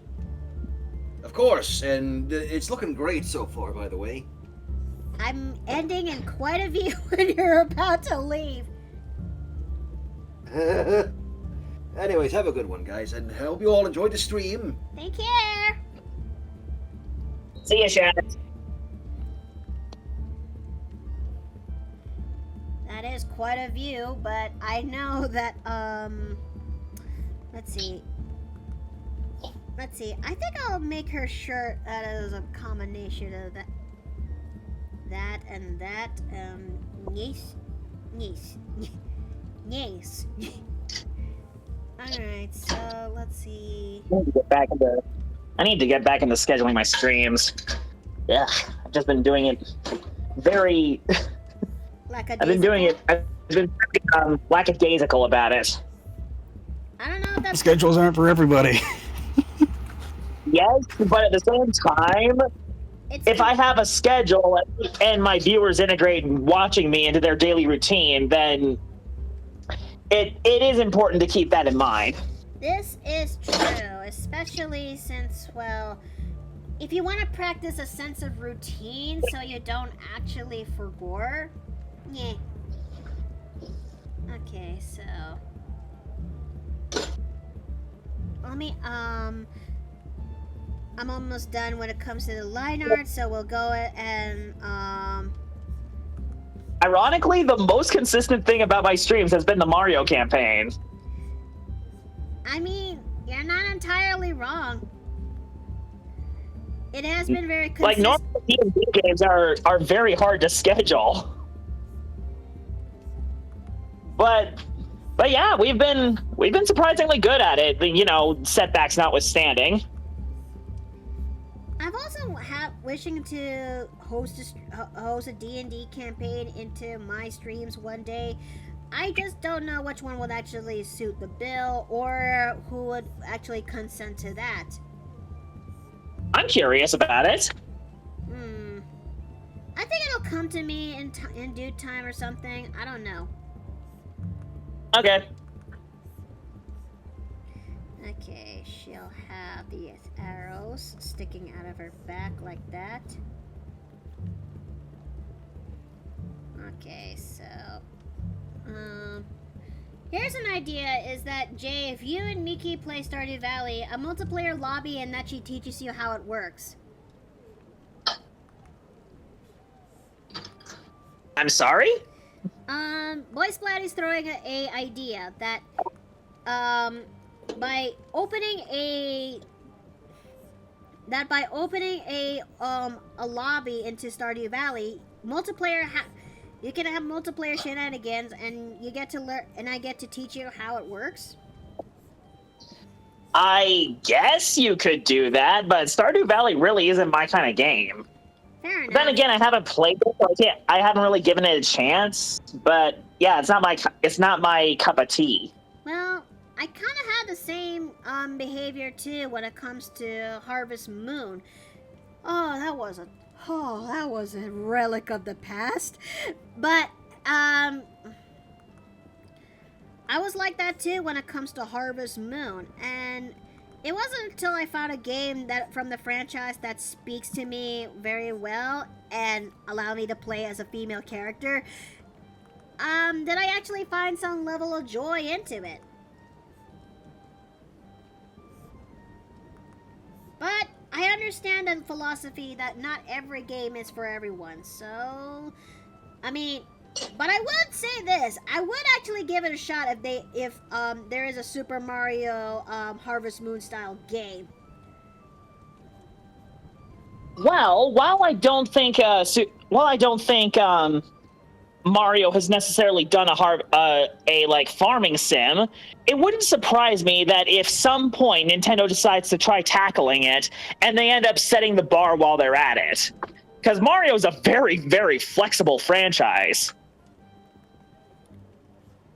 Oh, they basically made a Mario XCOM not all that long ago, and it went really well. I'm sorry, a what? A Mario XCOM? Yeah, it was a Rabbids crossover, but still. Oh yeah. It was it XCOM? I thought it was like a strategy. I thought it was a strategy game. It is very reminiscent of XCOM 2016, yes. Sorry. Okay, well, there you go, Nintendo. Or Wasteland 3 if you have the mind for more niche games. Sorry there, Phil, Yeah. but I'm going into a tunnel. Oh no.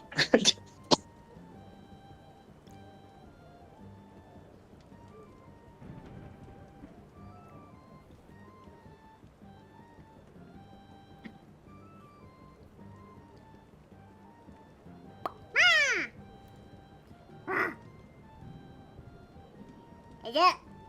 It's your turn. Hey, Gremlin. SpongeBob and Catboy. Wait, no, wrong nickname. Let me go at the list. Hey. I'm sorry, did you say Sponge Boy? No. No. I swear I heard Sponge Boy. Ah, Sponge Boy me Bob. No, SpongeBob and Catmaid. Yes, that's nickname. Mm. Because Houseman tries to remember nicknames as best I could. This is SpongeBob, and this is Catmaid.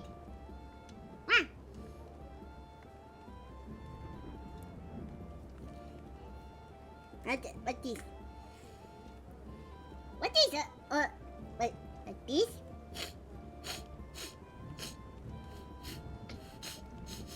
Gremlin, what do you have? Houseman has presented sacrifice called Oreo cupcake? A what? Oreo cupcake.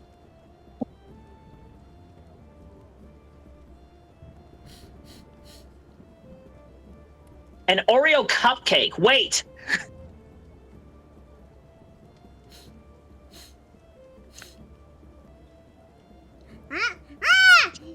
This one's a brownie!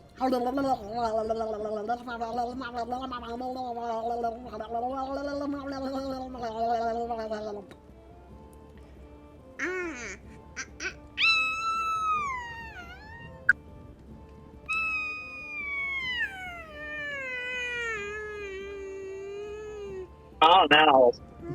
Gremlin?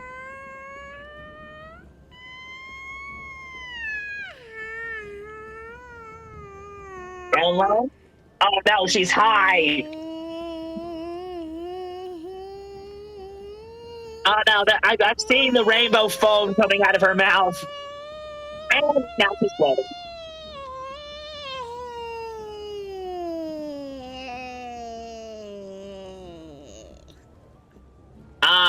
Gremlin?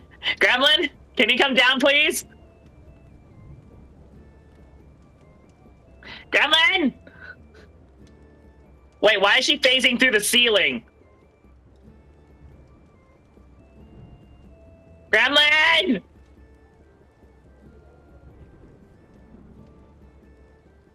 Oh my goodness, the white lights!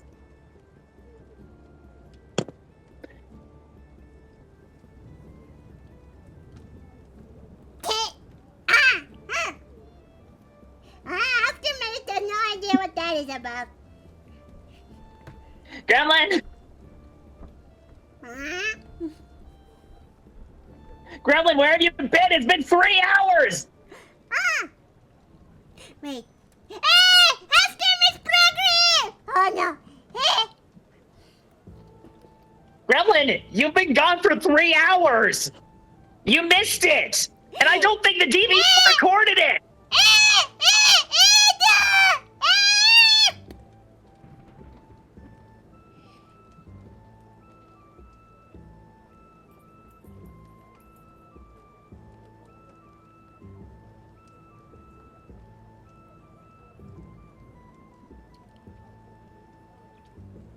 Well, that's that, I guess.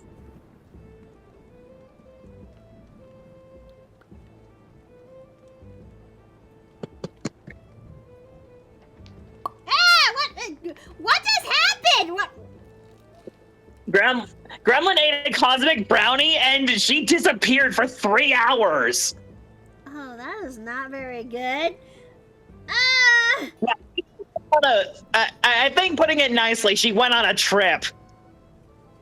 I think that's another thing we should definitely avoid giving to the house gremlin.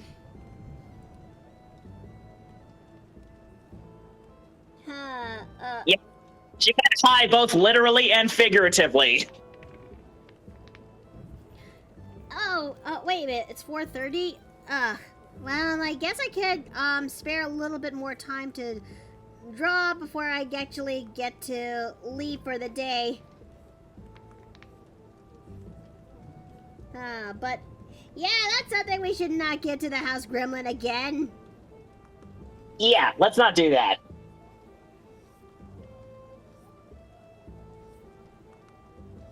Okay, so let's see. It's her favorite rocket. I recorded it, Gremlin. Don't worry. Well, a minion did it anyway. Okay, good. Because according to the house Gremlin, it's a development episode. Not sure what it actually means, but unless she's talking about character development episode. But that also could mean just about anything.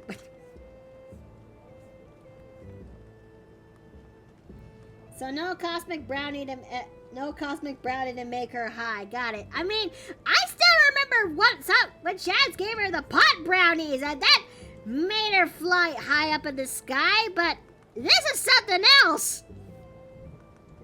No kidding. Okay. So let's try to make her hair. Alright, and let's see. Cosmic Brownie makes her high. Yeah, I already heard that. Might be better to end her Chucky era forever. Oh no. I think Gremlin, this is an intervention. We have to get you to stop eating chocolate. I think, if anything, it's more of a case of, well, I think if anything, it serves more of a case of cutting back some, or cutting off at a certain point, because, bro, how many? When will you learn, Chad? When will we learn? When will we learn that the action and your consequences of action? When will you learn? When will you learn that your consequences? Nay. And Grandma just get the jittery when she suffers from chocolate withdrawal. Not really. She's just fine. It's certain chocolates that actually give her certain effects. Yeah, she's not a Shinigami. I mean, but I will say this though. Please, when it comes to presenting chocolate, just present only one. Because if she noticed that you have a bigger, the rest in larger quantities in your other hand, she's going to get that instead. And let's also not forget the large crate full of rainbow chocolates, if you will. The one that scared Chat, literally shitless upon seeing her like that.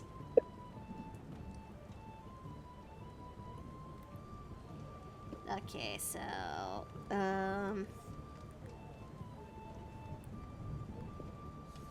I think this looks pretty good. I think I'll do the rest of the detailing and refinement post-stream. So, Ink Master K. As for Kyrene. Alright, and yeah, we'll do the I'll do the rest of this offline. So let's go for the test colors.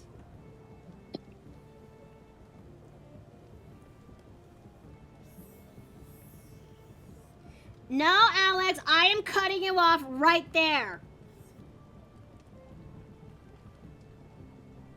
Okay, so right there and there. So we're gonna do that, and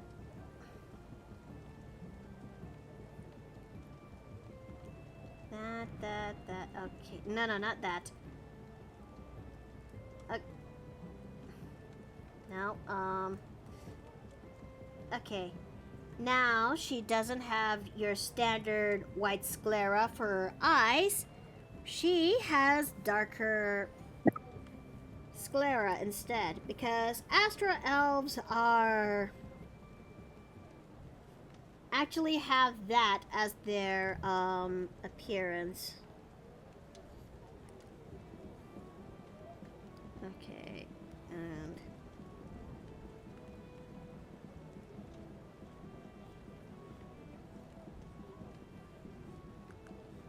we're gonna go ahead and do this. And that. And oh, I almost forgot this section here.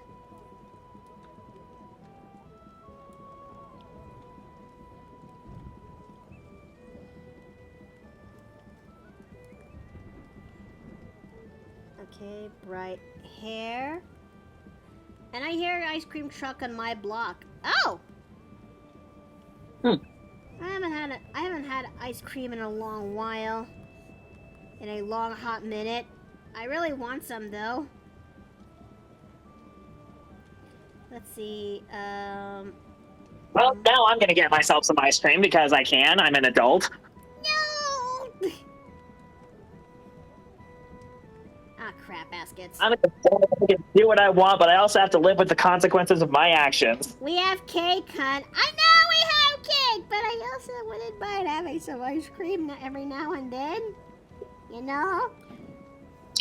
What kind of flavors do you like? I like, in terms of ice cream or as in terms of cake? My favorite flavors consist of, strawberry, coffee, mint chocolate chip, and chocolate. Yeah, you had me until you said coffee. I mean, they do exist. I know they exist. I just think they taste nasty. Hey! Well, to each their own.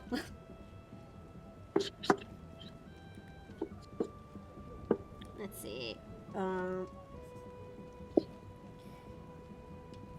Now, I'm debating whether or not should I give this girl freckles.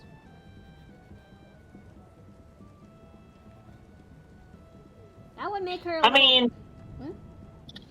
I would say freckles would make her appear more youthful, if that makes sense.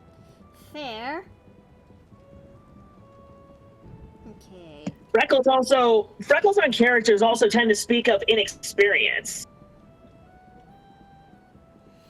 Well, when you put it in that logic, she doesn't really fit that bill-ish. Not with the backstory that she endured. Okay, Wait. I have an idea. Well, what about scars or birthmarks? Well,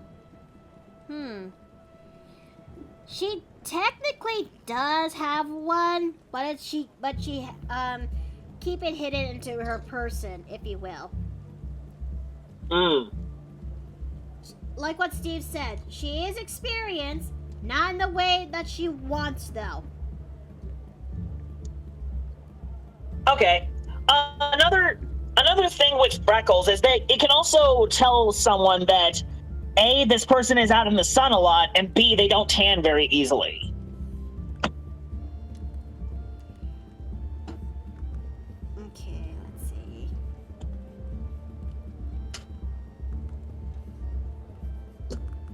Like, take my character Ruby, for example. She has freckles for days, but that's largely because she's ginger. And she's also out in the sun a lot.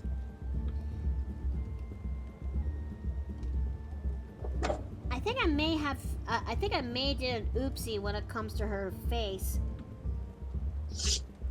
I think that's something, but that's something I'll have to fix once I'm done. Oh my goodness! I didn't know I could do that. Huh? Sorry, I'm putting some sprinkles on my ice cream, and I didn't know that there was a second lid to the lid.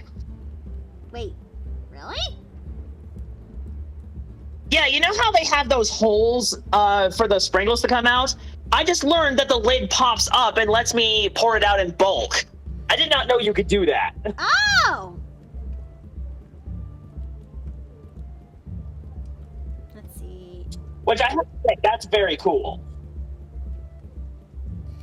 I don't think I actually had my ice cream with sprinkles. If I did, it's only little. I'm not generous with it. Depends on the sprinkles for me. I prefer the soft sprinkles compared to the hard ones. Fair.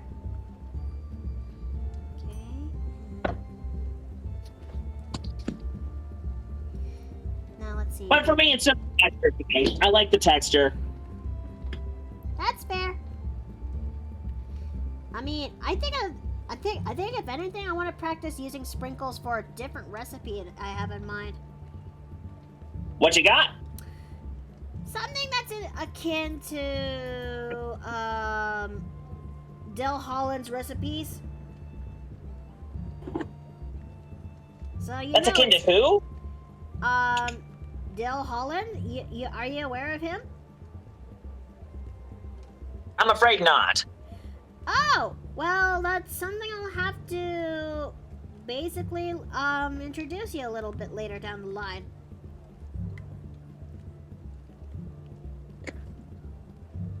Alright, so okay, inner second layer of clothing is no. Has layers of black in here, here, and here. Here, yes, you there too, and the rest of this will have to be refined once I got to later today. Not sure if the skin tone is actually working well. The sprinkled red? Yes, yes, honey, yes it is. Mm.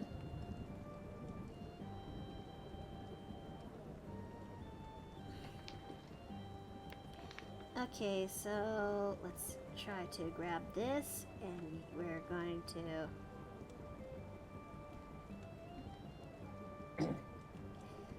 Yeah, I am running out of time, so we're gonna have to oh no. No. Please don't break. No. Clip. Okay, there we go. There we go. The other one was sprinkled cookies. Oh yeah, that one too. Though I don't know what's worse. Gremlin making a huge mess for moths or making a huge mess or moths being released into the inn. Yes. The answer is yes. Yes to both. Yes to everything, yes to both. And then now we've saved. Okay. Alright. Let's go and make these and... What's, where else should I also apply the...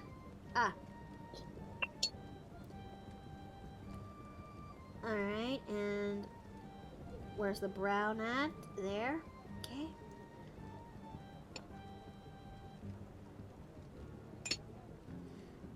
But I will say this though, she's coming out pretty well. Though I had a feeling I may have to tweak her design a little bit, especially since I want to give her a armor guard on her chest for a particularly good reason. I learned that there's why some archers have a sort of breastplate onto their right chest, is so that way it'll actually protect their chest from the bowstring whenever it was released. I'm not sure. I wonder if I have time to actually do that when I get the chance.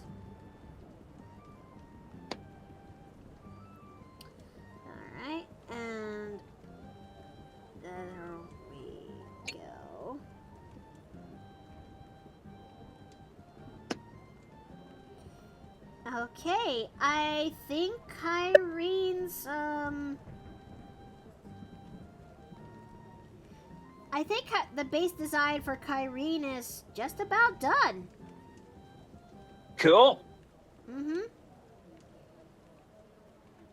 But yeah, with that whole wrist guard and arm sleeve thing you were talking about earlier, I actually had to put some of those on when I was doing archery back in the day. Yeah? Yeah, I was in the Boy Scouts, and I got the archery merit badge. So, do you think I got just a... So, should I actually start implementing the right breast guard on her or something? So the wrist guard is typically worn on the underside of your arm. But that being said, the sleeve is also useful. Okay, so as much as I want to continue more on this is where I unfortunately gotta go, especially since I need to make dinner and I got a game to catch very soon. But I do appreciate that you guys stick around to watching me draw this. Sadly I can't really finish the rest because I gotta make dinner, so, and especially since it's I also got a game tonight too. So who shall we go and raid? Rivera is on right now, so why don't we actually go ahead and do that?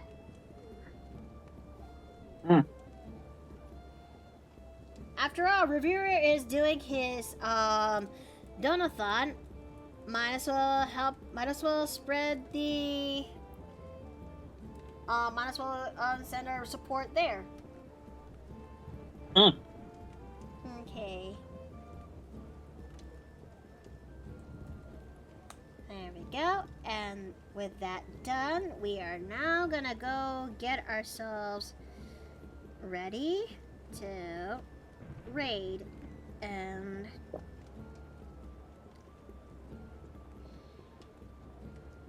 there we go.